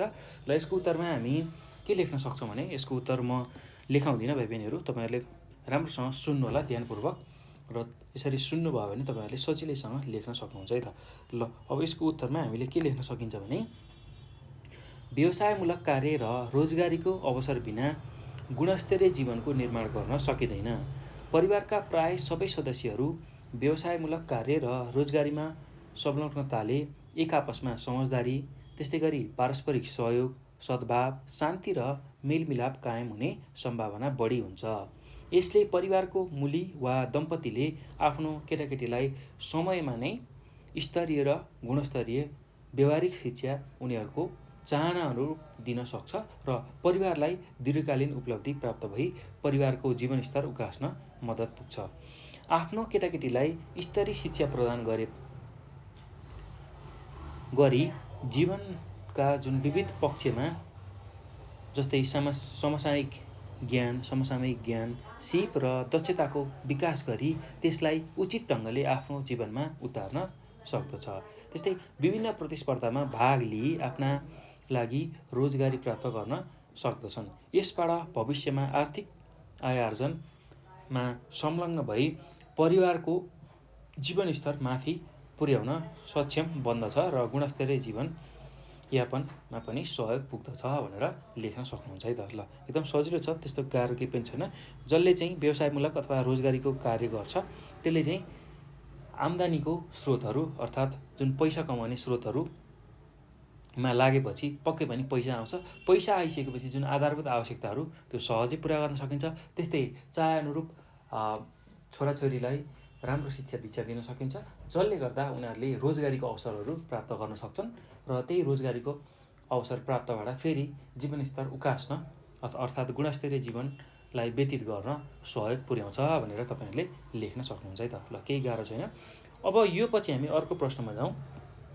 अर्को प्रश्न के छ भन्दाखेरि तराई प्रदेशमा पाइने जैविक विविधताको वर्णन गर्नुहोस् भनेर सोधेको छ। अथवा दुर्लभ प्राणी तथा पशुपन्छी किन संरक्षण गरिन्छ, कुनै 4 कारणहरू लेख्नुपर्ने छ है त। ल एकदम सजिलो छ, त्यस्तो गाह्रो केही पनि छैन र हामी यो दुवै प्रश्नको उत्तरहरू हेर्छौँ। र सुरुमा चाहिँ अब तराई प्रदेशमा पाइने जैविक विविधताको वर्णन गर्नुहोस् भनेको छ। ल यसको वर्णन म गर्छु, तपाईँहरूले ध्यानपूर्वक सुनेर चाहिँ यही सुनेकै आधारमा लेख्न सक्नुहुन्छ है त। एकदम सहज छ, केही गाह्रो छैन। ल यसलाई म भन्छु, एकदम ध्यानपूर्वक सुन्नु होला है त। तराई प्रदेशको जैविक विविधता। ल अब यसमा के कुराहरू लेख्न सकिन्छ भने तराई प्रदेश नेपालको दक्षिणी भागमा पूर्व पश्चिम फैलिएर रहेको छ। यहाँको हावापानी उष्ण छ र त्यही उष्ण अथवा गर्मी हावापानी र मलिलो माटो भएकै कारण खेतीपाती र वनजङ्गल आदिका लागि तराई प्रदेश उपयुक्त छ। त्यस्तै जैविक विविधताको दृष्टिले हेर्दा तराई प्रदेशमा विभिन्न किसिमका वनस्पति, पशुपन्छी र जीवहरू पाइन्छन्। यस क्षेत्रको माटो उर्वर भएकाले यहाँ धान, गहुँ, सुर्ती, उखु, जुट आदि बालीहरूको खेतीपाती गरिन्छ। त्यस्तै तराई क्षेत्र वनस्पतिको भण्डार हो। यहाँ उष्ण सदाबहार र उपोष्ण पतझड वनजङ्गल त्यस्तै मुख्य रूपमा रहेका छन्। यहाँ साल, सिसौ, साज, त्यसै गरी सतिसाल, खैर, सिन्दुरे, हर्रो, बर्रो, सिमल, पलास जस्ता बोटबिरुवाहरू पाइन्छन्। त्यसै गरी घना र ठुला वनजङ्गल भएका कारण यहाँ धेरै किसिमका जीवजन्तु पनि पाइन्छन्। पन्छीको लागि पनि यो क्षेत्र एकदमै धनी छ। यस प्रदेशमा पाइने मुख्य पशुपन्छीहरूमा बाघ, हात्ती, गैँडा, अर्ना, चौरी, नीलगाई, चितुवा, विभिन्न जातका मृग, बाँदर, बँदेल, त्यस्तै मगर गोही, घडियाल गोही, अजिङ्गर जस्ता जीवजन्तुहरू यहाँ पाइन्छन् भने अब पशुपन्छीमा मयूर, पन्छीहरूमा विशेष गरेर मयूर, वन कुखुरा, त्यसै गरी सारस, बाज, धनेश, बकुल्ला आदि यस क्षेत्रमा पाइने मुख्य चराचुरुङ्गीहरू हुन् भनेर हामीले लेख्न सक्छौँ है त। अब समग्रमा हेर्दाखेरि तराई क्षेत्र जैविक विविधतामा निकै धनी छ भनेर हामीले यसरी यसको वर्णन गर्न सक्छौँ है त। ल यति कुरा चाहिँ तपाईँहरूले समेटेर आफ्नो शैलीमा यसलाई लेख्न सक्नुहुन्छ है त, उत्तरको रूपमा लेख्न सक्नुहुन्छ। ल अब अर्को छ, अर्को अथवामा के सोधेको छ भन्दाखेरि दुर्लभ प्राणी तथा पशुपन्छी किन संरक्षण गरिन्छ, कुनै 4 कारणहरू लेख्नुहोस् भनेर सोधेको छ। ल अब यसको उत्तरमा के लेख्न सकिन्छ भने दुर्लभ प्राणी तथा पशुपन्छीको संरक्षण गरिनुको कुनै 4 कारणहरू। ल पहिलो कारण के हुनसक्छ भन्दाखेरि उपलब्ध पारिस्थितिक प्रणालीको प्राकृतिक अवस्थाको यथार्थ स्थिति पत्ता लगाउन। उपलब्ध जुन प्राकृतिक अवस्था छ उनीहरूको र त्यसै गरी पारिस्थितिक प्रणालीको बारेमा पनि जानकारी लिनको लागि र उनीहरूको अवस्था कस्तो छ त्यो कुरा पत्ता लगाउनको लागि चाहिँ दुर्लभ प्राणी तथा पशुपन्छीको संरक्षण गर्नुपर्छ है त। त्यस्तै अर्को भनेको अर्को बुदामा के लेख्न सकिन्छ भने विभिन्न रोगको औषधि बनाउन र आयुर्वेदिक उपचारमा प्रयोग गर्न। ल विभिन्न औषधि बनाउन र आयुर्वेदिक उपचारमा प्रयोग गर्न। ल जस्तै कि अब पशुपन्छीमा ठुलो धनेश, त्यस्तै गरी औषधिको लागि प्रयोग हुन्छ त्यो। त्यस्तै गरेर अब एकसिङे गैँडा जसको चाहिँ जुन खाग अथवा सिङ चाहिँ के को लागि प्रयोग हुन्छ भन्दाखेरि त्यो औषधि बनाउनकै लागि प्रयोग हुन्छ, आयुर्वेदिक औषधि हो। त्यही भएर चाहिँ हामीले के कुरा बुझ्नु पर्यो भने अब यस्ता खालका दुर्लभ जीवजन्तु अथवा प्राणी पशुपन्छीको संरक्षण गर्नुपर्ने रहेछ। त्यस्तै अब जैविक विविधता संरक्षण गर्न। ल अर्को बुदामा यो पनि लेख्न सक्नुहुन्छ है त। दुर्लभ प्राणी तथा पशुपन्छीको संरक्षण गर्नुपर्ने कारणमा चाहिँ जैविक विविधतालाई संरक्षण गर्न। त्यस्तै अर्को बुदामा के लेख्न सकिन्छ भने पर्यटन विकासमा टेवा पुर्याई देशको आर्थिक स्थितिलाई उकास्न अथवा माथि पुर्याउन। पर्यटन विकासमा टेवा पुर्याएर देशको आर्थिक उन्नतिलाई राम्रो गराउनको लागि पनि दुर्लभ प्राणी तथा पशुपन्छीको संरक्षण गरिनुपर्ने रहेछ। ल यही कुरालाई आफ्नो भाषामा बुदागत रूपमा तपाईँहरूले सजिलैसँग लेख्न सक्नुहुन्छ है त। एकदम सजिलो छ, त्यस्तो गाह्रो केही पनि छैन। ल अब यो पछि हामी प्रश्न नम्बर 18मा जाउँ। प्रश्न नम्बर 18मा के भनेको छ भन्दा सर्ने रोगभन्दा नसर्ने रोगलाई किन भयका रूपमा लिन थालिएको छ, उदाहरणसहित प्रस्तुत गर्नुहोस् भनेर सोधेको छ। ल यसको पनि उत्तर एकदमै सहज छ। सर्ने रोगभन्दा नसर्ने रोगलाई किन हामीले चाहिँ भय अर्थात् डरको रूपमा लिन थालिएको छ, यसलाई चाहिँ उदाहरण दिएर हामीले प्रस्ट्याउनु छ। ल अब यसमा के लेख्न सकिन्छ भने यसको पनि उत्तर सुन्नु होला, म यसको उत्तर लेखाउन, तपाईँहरूले ध्यानपूर्वक सुन्नुभयो भने सजिलै बुझेर लेख्न सक्नुहुन्छ है त। र आफ्नै शैलीमा उत्तर लेख्दा अझ तपाईँहरूलाई चाहिँ त्यसको अभ्यास हुन्छ र एसईको परीक्षाको पनि राम्रो तयारी हुन्छ र त्यसबाट तपाईँहरूले राम्रो अङ्क ल्याउन सक्नुहुन्छ। त्यसैले यसलाई ध्यानपूर्वक सुन्नु होला र आफ्नो शैलीमा तपाईँहरूले त्यसलाई लेख्नु होला। ल अब यसमा के लेख्न सकिन्छ भने यसको उत्तरमा नसर्ने रोगहरू सर्ने रोगहरूभन्दा बढी खतरनाक हुन्छन्। सर्ने रोगहरू निको हुन सक्छन्, तर खराब जीवनशैलीका कारण नसर्ने रोगले मृत्युलाई निम्त्याउँछ। सर्ने रोगका लक्षणहरू देखिन्छन्। यी सर्ने रोगहरू छिट्टै लाग्छ र छिट्टै निको पनि गर्न सकिन्छ। जस्तै रुगाखोकी, हैजा आदि रोगहरू सरुवा रोगहरू हुन् जुन छिट्टै लाग्छ र छिट्टै निको गर्न सकिन्छ। तर नसर्ने रोगहरू सुरुमा लक्षण नदेखिएकै कारण शरीरमा समस्या देखा परिसकेपछि र जीवनभरि न्यूनीकरण गरेर मात्र बस्नुपर्ने हुन्छ। जुन एकचोटि नसर्ने रोग शरीरमा देखियो भने त्यसलाई चाहिँ हामीले त्यसको न्यूनीकरण मात्र गर्न सकिन्छ, त्यसलाई चाहिँ पुरै हटाउन सकिन्न, पुरै निको बनाउन सकिन्न है त। अब त्यसकारण पनि सर्नेभन्दा नसर्ने रोग अलिक बढी खतरनाक भनेर हामीले भन्न सक्छौँ। अब त्यस्तै अस्वस्थकर जीवनशैली, मानसिक तनाव, शारीरिक व्यायामको कमी, धुमपान, मद्यपान र लागु पदार्थको प्रयोग आदि कारणबाट यी रोगहरू हामीलाई लाग्ने गर्छन्। जस्तै कि अब नसर्ने रोगहरूमा कस्ता खालका रोगहरू पर्छन् भन्दाखेरि हृदयघात, मस्तिष्कघात, दम, क्यान्सर आदि चाहिँ नसर्ने रोगहरू हुन् जुन लामो समयसम्म लागिरहने र पूर्ण रूपमा निको नहुने हुन्छ। त्यसैले सर्ने रोगभन्दा नसर्ने रोगलाई भयका रूपमा लिन थालिएको छ भनेर हामीले लेख्न सक्छौँ है त। ल यति चाहिँ कुरा तपाईँहरूले सजिलै लेख्न सक्नुहुन्छ है त। अब अर्को 19 नम्बरको प्रश्नमा के छ भन्दाखेरि गर्भपतन भनेको के हो, गर्भपतन हुने कुनै 3 कारणहरू लेख्नुहोस् भनेर सोधेको छ। ल अब यसलाई कसरी लेख्न सकिन्छ भने यसको उत्तर चाहिँ म लेख्छु।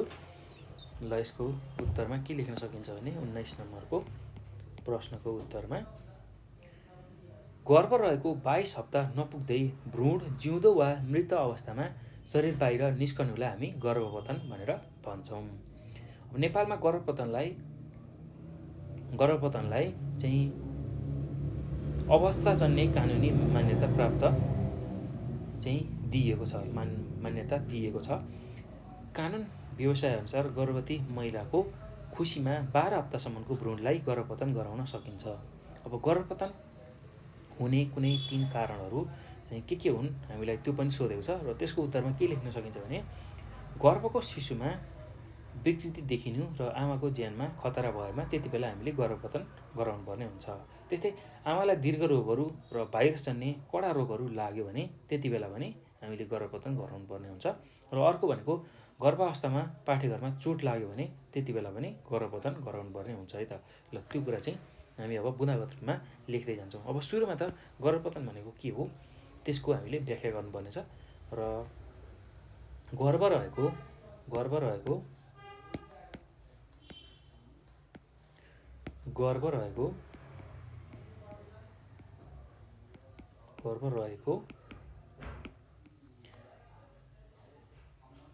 22 हप्ता नपुग्दै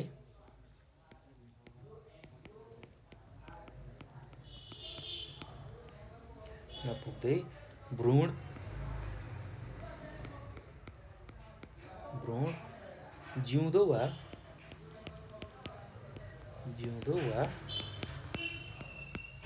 मृत अवस्थामा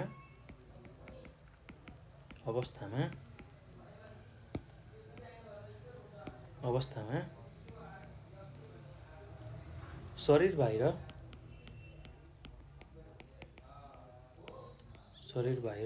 निस्कनुलाई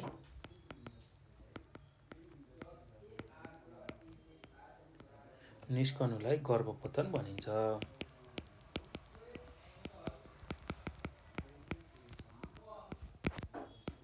ल यो कुरा लेख्न सक्नुहुन्छ। नेपालमा गर्भपतनलाई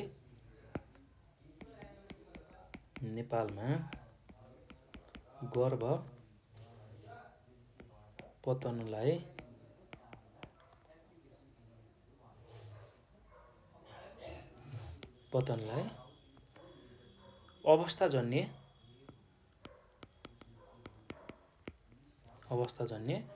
कानुनी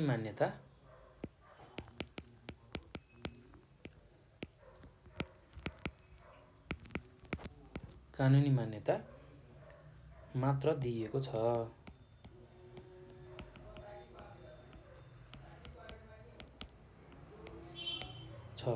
ल अब यसमा अर्को कुरा के थप्न सकिन्छ भने कानुनी व्यवस्था अनुसार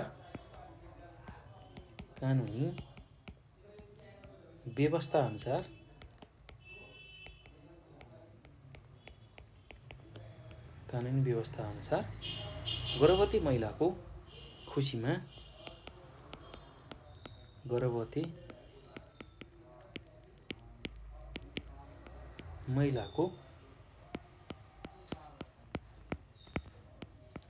खुसीमा 12 हप्तासम्मको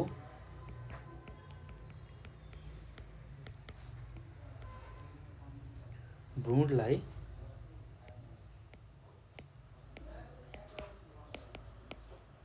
गर्भपतन गराउन सकिन्छ।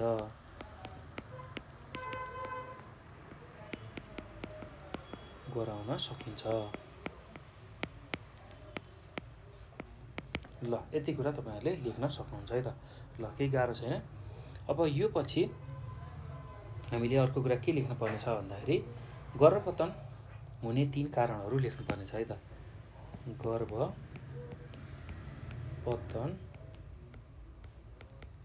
हुने 3 कारणहरू।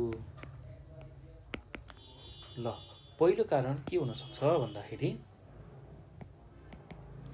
गर्भको शिशुमा विकृति देखिनु र आमाको ज्यानमा खतरा भएमा।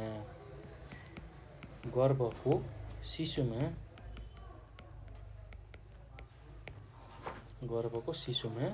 विकृति देखिनु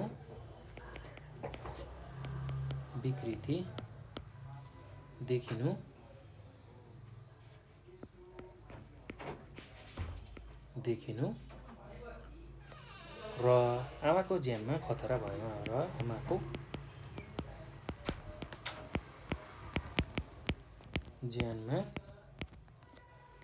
खतरा भएमा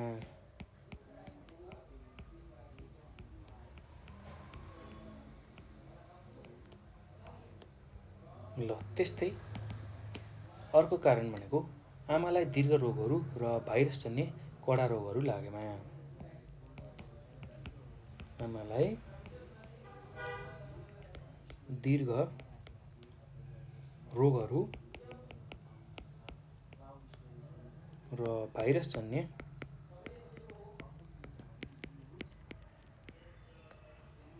कडा रोगहरू लागेमा।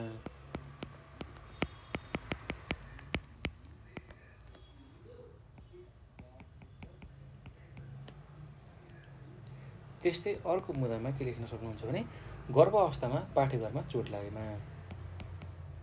गर्भावस्थामा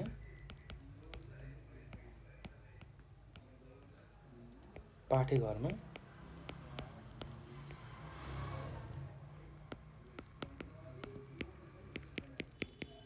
चोट लागेमा। ल यति कुरा तपाईहरुले लेख्न सक्नुहुन्छ है त। ल अब यो पछि हामी अर्को प्रश्नमा जाउँ।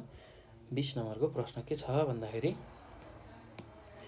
खराब लतबाट बस्ने उपायहरूको सूची बनाउनुहोस् भनेको छ, अथवा नेपाल रेड क्रस सोसाइटीको प्रमुख चारवटा कार्यहरू लेख्नुहोस् भनेर सोधेको छ। ल एकदम सजिलो छ, केही गाह्रो छैन। हामीले अब खराब लतबाट बस्ने उपायहरूको सूची बनाउनु पर्यो, अथवा चाहिँ नेपाल रेड क्रस सोसाइटीको 4वटा कार्यहरू लेख्नु पर्यो है त। ल अब यो दुइटै उत्तरहरू हामी लेख्छौँ यसलाई सजिलोसँग। ल 20 नम्बरको प्रश्न र त्यसको उत्तरमा अब पहिलो लेखौँ है त, खराब लतबाट बस्ने उपायहरू। खराब लतबाट बस्ने उपायहरू।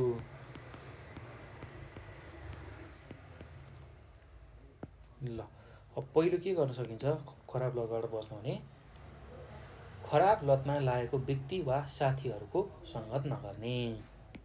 खराब लतमा लागेका व्यक्ति तथा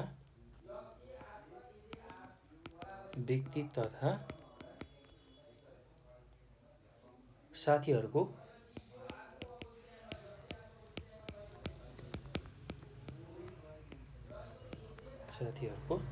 सङ्गत नगर्ने।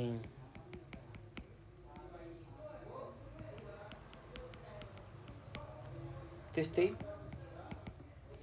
दोस्रो बुँदामा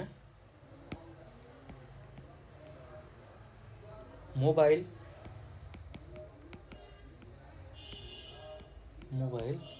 इन्टरनेट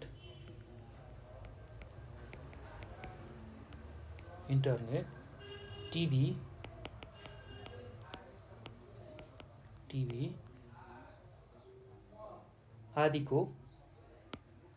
आदिको आवश्यकताभन्दा बढी प्रयोग नगर्ने। आवश्यकताभन्दा बढी प्रयोग नगर्ने। त्यस्तै अर्को के गर्ने भन्दाखेरि, खराब लतको बारेमा समाजमा बेला बेलामा जनचेतनामूलक कार्यक्रम गर्ने। खराब लतको बारेमा समाजमा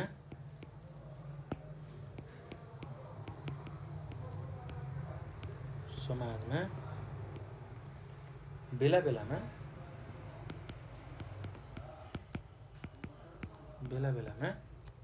चेतनामूलक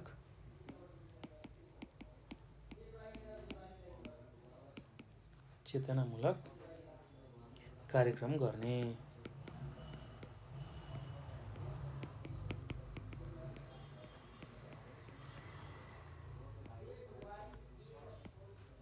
ल त्यस्तै अर्को बुँदामा के लेख्न सक्नुहुन्छ भने, खराब लतलाई समाजबाट बहिष्कार गर्न विभिन्न सामाजिक समूह जस्तै युवा क्लब, बाल समूह आदिलाई सक्रिय बनाउने।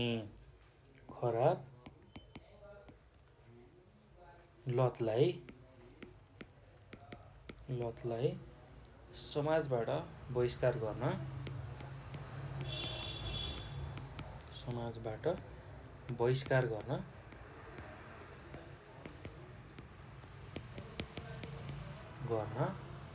विभिन्न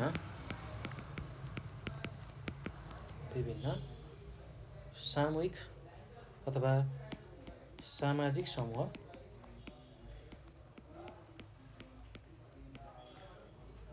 जस्तै युवा क्लब,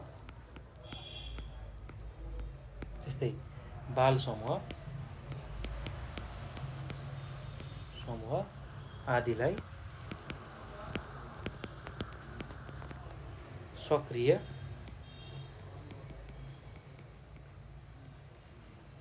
बनाउने। ल यति काम गर्न सकिन्छ है त।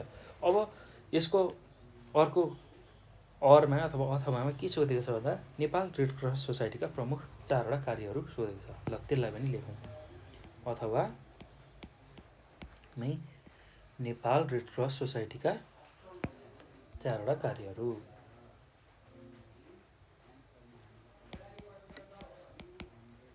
नेपाल रेड क्रस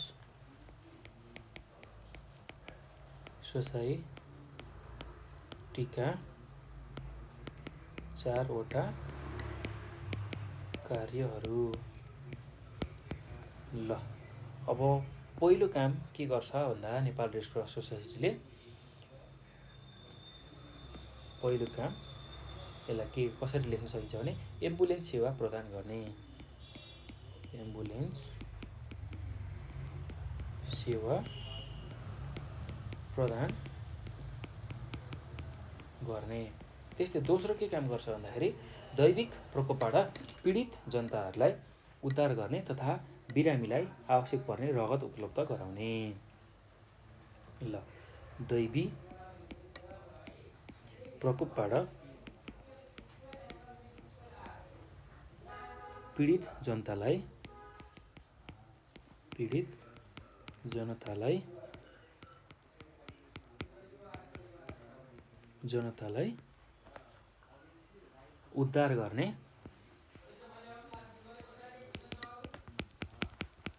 उद्धार गर्ने तथा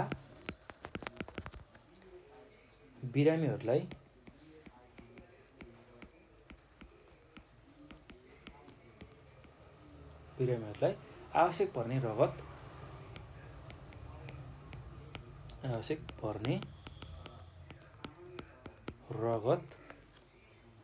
उपलब्ध गराउने।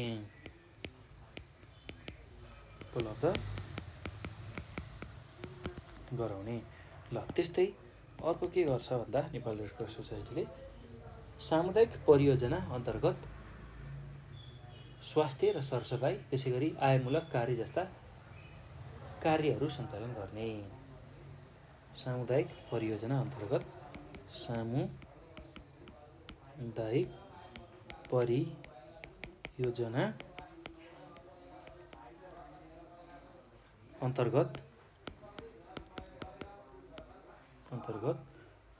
स्वास्थ्य र सरसफाइ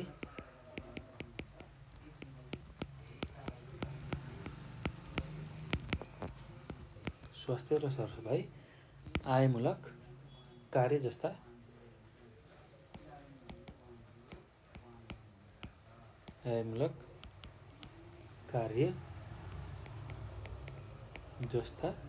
कार्यहरू सञ्चालन गर्ने।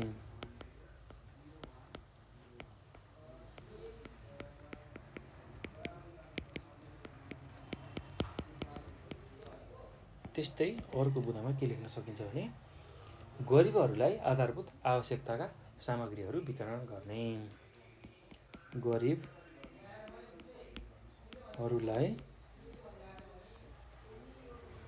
आधारभूत आवश्यकताका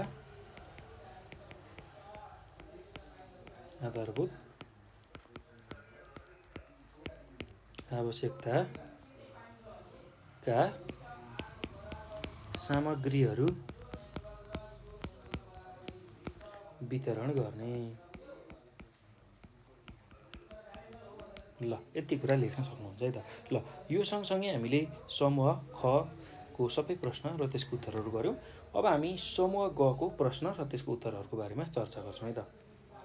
समूह ग मा चाहिँ हाम्रो के छ भन्दाखेरि लामो प्रश्न उत्तरहरू छ र पहिलो प्रश्न के छ भन्दाखेरि हामीले के हेर्छौँ भन्दा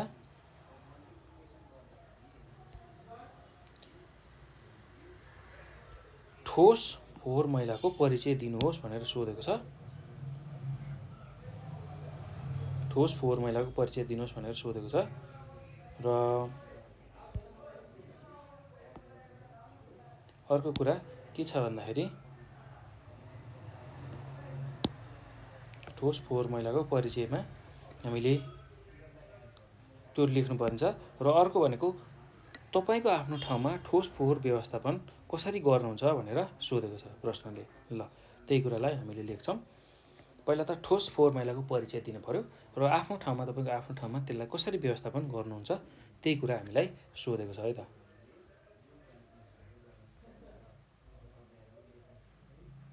ल अब यसको उत्तरमा के लेख्न सकिन्छ भने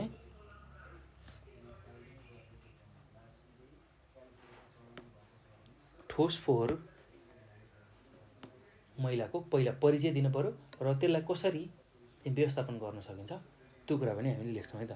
ल यसको उत्तर म भनिदिन्छु भाइ बहिनीहरू, तपाईँहरूलाई सजिलो हुन्छ सुनेर लेख्न, र यसको उत्तर लेखाउँदा एकदम लामो हुने भएको हुनाले यसलाई म भनिदिन्छु, तपाईँहरूलाई पनि हेर्न सजिलो हुन्छ, सुन्न सजिलो हुन्छ, बुझ्न सजिलो हुन्छ। त्यसैले यसलाई ध्यानपूर्वक सुनेर तपाईँहरूले त्यही सुनेकै आधारमा सजिलै यसको उत्तर लेख्न सक्नुहुन्छ है त। ल अब यसको उत्तरमा हामीले कसरी लेख्न सकिन्छ भने प्रश्न नम्बर 21 को उत्तरमा हाम्रो गाउँ समाज र सहरमा समस्याका रूपमा रहेको कुहिने र नकुहिने, जल्ने र नजल्ने वस्तुहरूलाई ठोस फोहोर मैला भनेर भनिन्छ। हरिया सागपात, बोक्राहरू, त्यस्तै कागज, फुटेका भाँडाहरू, फालिएको कागज तथा कपडाका टुक्राहरू, धुलो, खरानी, सिसा आदि वस्तुहरू नै ठोस फोहोर मैला हुन् भनेर हामीले लेख्न सक्छौँ है त। त्यस्तै मानवीय क्रियाकलापबाट उत्पन्न भई यस्ता फोहोरहरू घर, बाटोघाटो, व्यापारिक क्षेत्र, कृषि तथा औद्योगिक क्षेत्रमा अनावश्यक रूपमा फ्याँकिएको अवस्थामा पाइन्छन्। यस्ता ठोस फोहोर मैलाले गर्दा वातावरणलाई दूषित बनाउँछ र यसलाई समयमा नै व्यवस्थापन गरेमा त्यसले वातावरण संरक्षणमा सहयोग पुर्याउँछ भनेर सुरुमा तपाईँहरूले लेख्न सक्नुहुन्छ है त। अब अर्को कुरा के सोधेको छ भन्दा तपाईँको आफ्नो ठाउँमा फोहोर मैलाको व्यवस्थापन कसरी गर्नुहुन्छ व्याख्या गर्नुहोस् भनी सोधेको छ, र त्यसमा के कुराहरू तपाईँहरूले लेख्न सक्नुहुन्छ भने मेरो आफ्नो ठाउँमा ठोस फोहोर मैला व्यवस्थापन गर्दा निम्न प्रकार चाहिँ त्यसको वर्गीकरण गरी व्यवस्थापन गर्न सकिन्छ। ल पहिलोमा के लेख्न सक्नुहुन्छ भने खाडलमा पुर्ने। ल पहिलो चाहिँ खाडलमा पुर्ने। अब त्यसमा के कुरा लेख्न सकिन्छ भने बसोबास भएको क्षेत्रबाट केही टाढा रहेको जमिनमा पानीको मुहान प्रदूषण हुने नगरी खाल्डो पारी त्यसमा फोहोर व्यवस्थापन गर्न सकिन्छ। फोहोर मैला व्यवस्थापनको पनि यो विधि सबैभन्दा सरल विधि हो भनेर हामीले लेख्न सक्छौँ है त। अब अर्को छ मल बनाउने। दोस्रो विधिमा मल बनाउने। कुहिने फोहोर वस्तुहरूलाई गहिरो खाडलमा थुपारेर सूक्ष्म कीटाणुहरूको सहायताबाट गलाएर टुक्र्याएर बोट बिरुवामा प्रयोग गरिने मलको रूपमा चाहिँ त्यसलाई ठोस फोहोर मैलालाई व्यवस्थापन गर्न सकिन्छ भनेर हामीले लेख्न सक्छौँ। अब त्यस्तै अर्को छ जलाउने। ल अब जलाउनेमा कस्ता खालका कुराहरू जलाउन सकिन्छ भन्दा अस्पताल, समुदाय र विद्यालयबाट उत्पादित ठोस फोहोर मैला जस्तै प्लास्टिक, सिसा, धातु जस्ता वस्तुलाई छुट्याई बाँकी रहेका अनावश्यक पट्टी, कपडा, कपास, कागजको टुक्रा, काठको धुलो आदिलाई भट्टीको प्रयोग गरी जलाउन सकिन्छ। यसले पनि केही हदसम्म ठोस फोहोर मैला व्यवस्थापन गर्न सहयोग पुर्याउँछ भनेर हामीले लेख्न सक्छौँ है त। त्यस्तै अर्को छ पुनः प्रयोग। ल त्यसमा के लेख्न सकिन्छ भने विभिन्न नकुहिने वस्तुहरू जस्तै प्लास्टिक, सिसा, धातु जस्ता वस्तुहरूलाई पुनः प्रयोग गरेर फोहोर मैलाको व्यवस्थापन गर्न सकिन्छ। त्यस्तै अर्को के गर्न सकिन्छ भन्दा पुनर्निर्माण। ल पुनर्निर्माण के लेख्न सकिन्छ भने प्रयोग गरेर काम नलाग्ने भइसकेका नकुहिने ठोस फोहोर मैला वस्तुहरूमध्ये विभिन्न धातुहरू, प्लास्टिक, कागज, सिसा, टिन आदिलाई उद्योग र कल कारखानामा लगेर पुनः निर्माण गर्न सकिन्छ भनेर हामीले लेख्न सक्छौँ। ल यति कुरा चाहिँ तपाईँहरूले यसको उत्तरमा लेख्नु होला है त। अब हामी अर्को प्रश्न उत्तरमा जाउँ। प्रश्न नम्बर 22 मा के सोधेको छ भन्दाखेरि प्रश्न नम्बर 22 मा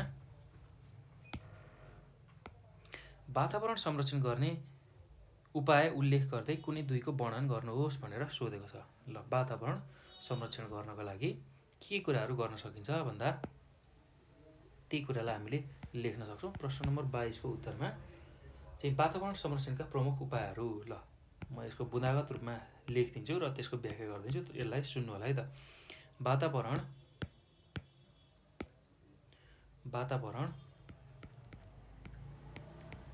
संरक्षणका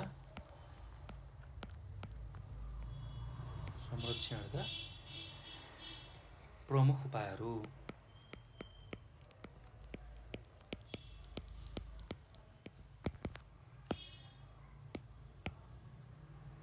ल त्यसमा के लेख्न सकिन्छ भन्दा पहिलोमा वन जङ्गलको संरक्षण। वन जङ्गलको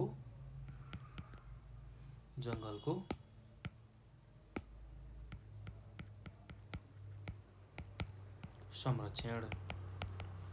त्यस्तै दोस्रोमा के लेख्न सकिन्छ भन्दाखेरि फोहोर मैला व्यवस्थापन। फोहोर मैला व्यवस्थापन। त्यस्तै अर्कोमा के लेख्न सकिन्छ भने प्रदूषण नियन्त्रण।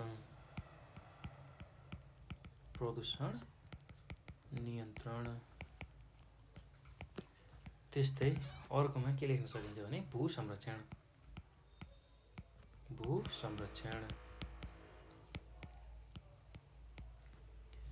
ल यति कुरा तपाईहरुले लेख्न सक्नुहुन्छ।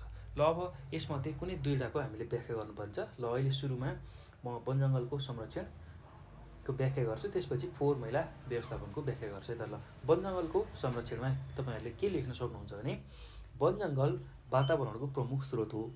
वन तथा भू संरक्षण मन्त्रालयबाट वन जङ्गल संरक्षणका कार्यक्रमहरू सञ्चालन भइरहेका छन्।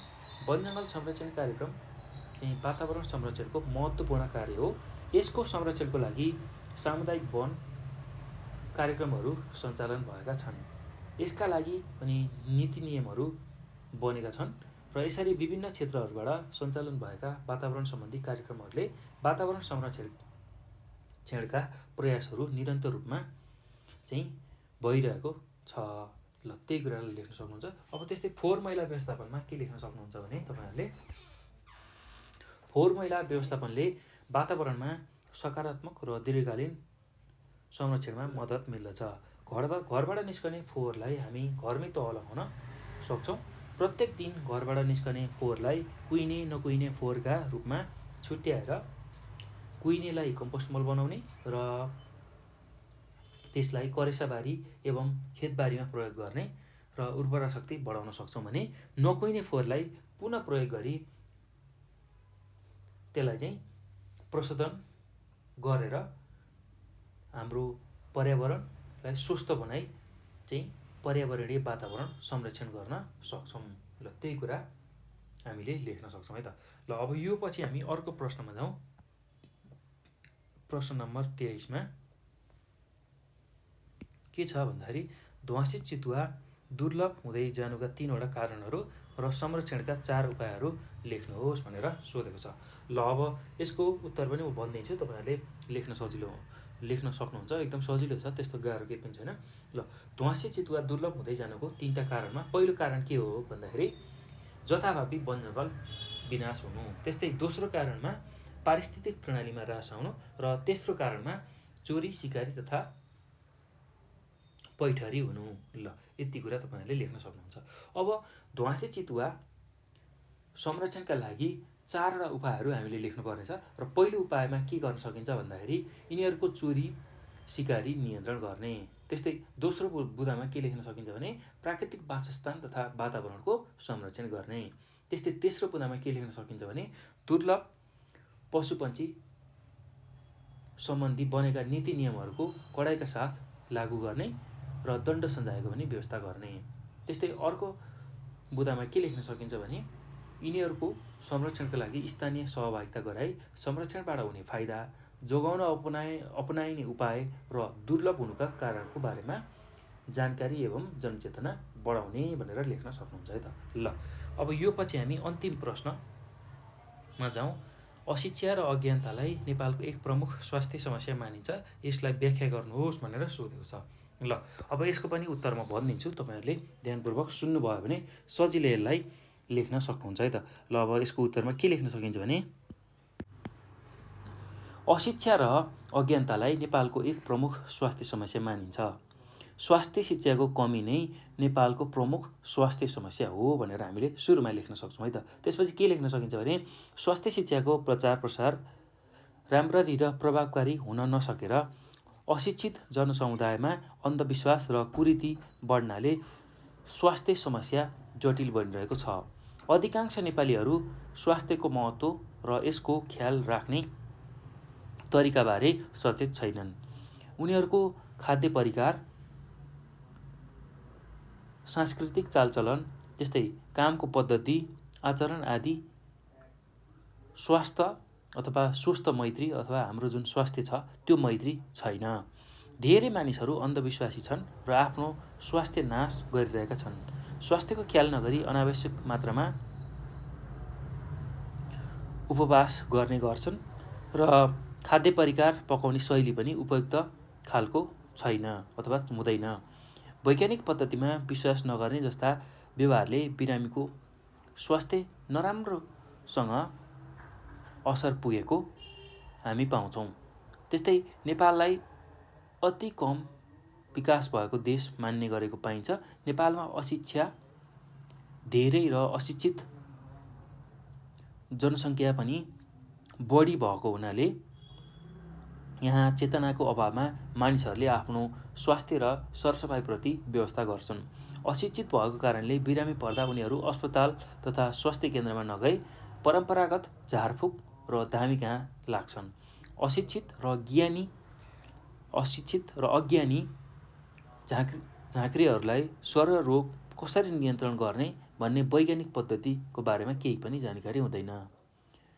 बिरामी त अशिक्षित थिए नै र झाँक्री पनि अथवा अज्ञानी हुन्छन् र उनीहरूलाई चाहिँ स्वररोगको बारेमा केही पनि जानकारी हुँदैन, वैज्ञानिक पद्धतिको बारेमा केही पनि जानकारी हुँदैन र त्यसले गर्दा विभिन्न खालका स्वररोग अझ फैलिन सक्छन् र उनीहरूले सरसफाइप्रति खासै ध्यान दिँदैनन्। त्यस्तै धामी झाँक्रीहरूले अरूलाई त के आफूलाई पनि स्वररोगबाट बचाउन सक्दैनन्।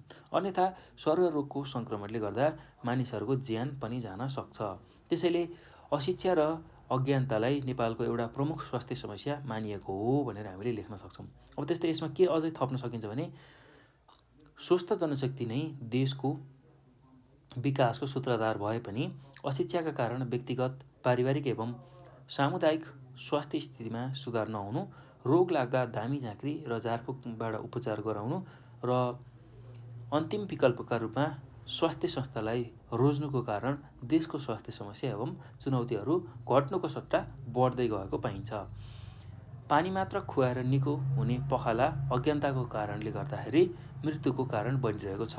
त्यसैले शिक्षाको स्तर र गुणस्तर सुधार्न सके यस्तो खालको विकराल स्वास्थ्य समस्याहरू समाधान गर्न व्यक्ति आफै सक्षम हुन्छ वा बढ्न सक्छ भनेर तपाईँहरूले यसरी यसको उत्तर लेख्न सक्नुहुन्छ है त। एकदम सजिलो छ, त्यस्तो गाह्रो केही पनि छैन।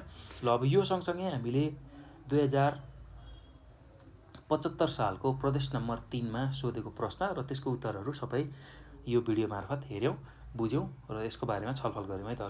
यही कुराहरू तपाईँहरूले राम्रोसँग अध्ययन गरेर यही भिडियोबाट र अन्य भिडियोहरूबाट पनि अध्ययन गरेर आफ्नो एसईको तयारी गर्नुभयो भने पक्कै पनि तपाईँहरूले एसईमा राम्रो अङ्क प्राप्त गर्न सक्नुहुन्छ है त। त्यति चाहिँ काम तपाईँहरूले गर्नु होला। यो भिडियो लगायत अन्य एसईमा सोधेका जुन प्रश्नहरू छन् त्यसको भिडियो पनि हामीले बनाएका छौँ। त्यो भिडियो पनि हेरेर आफ्नो एसईको तयारी राम्रो गर्न सक्नुहुन्छ है त। त्यस्तै अब अर्को कुरा के ख्याल गर्नु होला भने लगभग 70% जस्तो कोर्सहरू रिपिट नै हुन्छ एसईमा। अर्थात् कोर्स भन्नाले अब यहाँ जुन परीक्षाको जुन प्रश्नहरू छ त्यही अनुसार चाहिँ तपाईँहरूले तयारी गर्नु होला। परीक्षाको प्रश्नहरू चाहिँ लगभग 70% चाहिँ दोहोरिरहन्छ हो। त्यसरी दोहोरिरहनु भएको हुनाले एसईमा सोधेका जुन पुराना प्रश्नहरू छ त्यसको सेटहरू छ त्यो चाहिँ कुनै पनि नछोडिकन पढ्नु होला र मोडल सेट पनि राम्रोसँग पढ्नुभयो भने तपाईँहरूले आउने एसईको परीक्षालाई एकदमै राम्रो बनाउन सक्नुहुन्छ है त। यति कुरा मैले यसमा गरेँ र हामी योभन्दा पछाडि प्रदेश नम्बर 4को एसईको 2075मा सोधेको प्रश्नलाई पनि हेर्नेछौँ र त्यसलाई पनि तपाईँहरूले नछुटाइकन हेर्नु होला है त। भाइ बहिनीहरू, अब यो भिडियो हेरिसक्दा तपाईँहरूले धेरै कुराहरू जानकारी पाइसक्नु भएको छ। यदि तपाईँहरूले यो भिडियो हेर्दा केही कुराहरू जान्नु भएन, तपाईँहरूलाई कन्फ्युजन भयो भने तपाईँहरूले 9849595895 यो नम्बरमा कल गर्न सक्नुहुन्छ र त्यस्तै यही नम्बरमा हामीलाई भाइबर अथवा वाट्सएपमा पनि हामीलाई मेसेज गरेर अथवा फोन गरेर आफ्नो जिज्ञासा समस्याहरू मेटाउन सक्नुहुन्छ है त। र त्यस्तै नेपाल अनलाइन स्कुलको फेसबुक पेज र टिकटकमा पनि हामीलाई फलो गर्न सक्नुहुन्छ र यो भिडियो हेरिसकेपछि भाइ बहिनीहरू तपाईँहरूले आफ्नो साथीहरूलाई यसको बारेमा जानकारी दिनुहोला र एसई दिने सबै साथीहरूलाई यसको बारेमा जानकारी दिनको लागि एसईको विभिन्न ग्रुपहरू हुनसक्छ तपाईँहरूको बनाउनु भएको, त्यसमा यो भिडियोको लिङ्क पठाउनु होला, यो भिडियोलाई सेयर गर्नुहोला। त्यो गर्नुभयो भने सबै साथीहरूले यसको फाइदा लिन सक्छन् है त। ल अब यो सँगसँगै तपाईँहरूले अरू के काम गर्नु होला भने नेपाल अनलाइन स्कुलको युट्युब च्यानललाई पनि सब्सक्राइब गर्न नभुल्नुहोला, किनभने हामीले तपाईँहरूकै लागि चाहिँ विभिन्न भिडियोहरू लिएर आएको छौँ। एसई दिने विद्यार्थीहरूको अन्तिम तयारीको लागि हामीले भिडियोहरू लिएर आएको छौँ। त्यो भिडियो सबैभन्दा चाँडो हेर्नको लागि तपाईँहरूले नेपाल अनलाइन स्कुलको युट्युब च्यानललाई सब्सक्राइब गरेर त्यहाँ भएको बेल आइकनलाई पनि दबाउनु भयो भने तपाईँहरूले सबैभन्दा चाँडो हामीले अपलोड गर्ने भिडियोहरू पाउनुहुन्छ र त्यसबाट आफूले चाहेको कुराहरू पढ्न सक्नुहुन्छ है त। ल त्यति काम तपाईँहरूले गर्नुहोला। र अब मैले यो भिडियोमा चाहिँ यति नै गर्छु भाइ बहिनीहरू, र यो भिडियो हेर्नुभएकोमा यहाँहरूलाई धेरै धेरै धन्यवाद।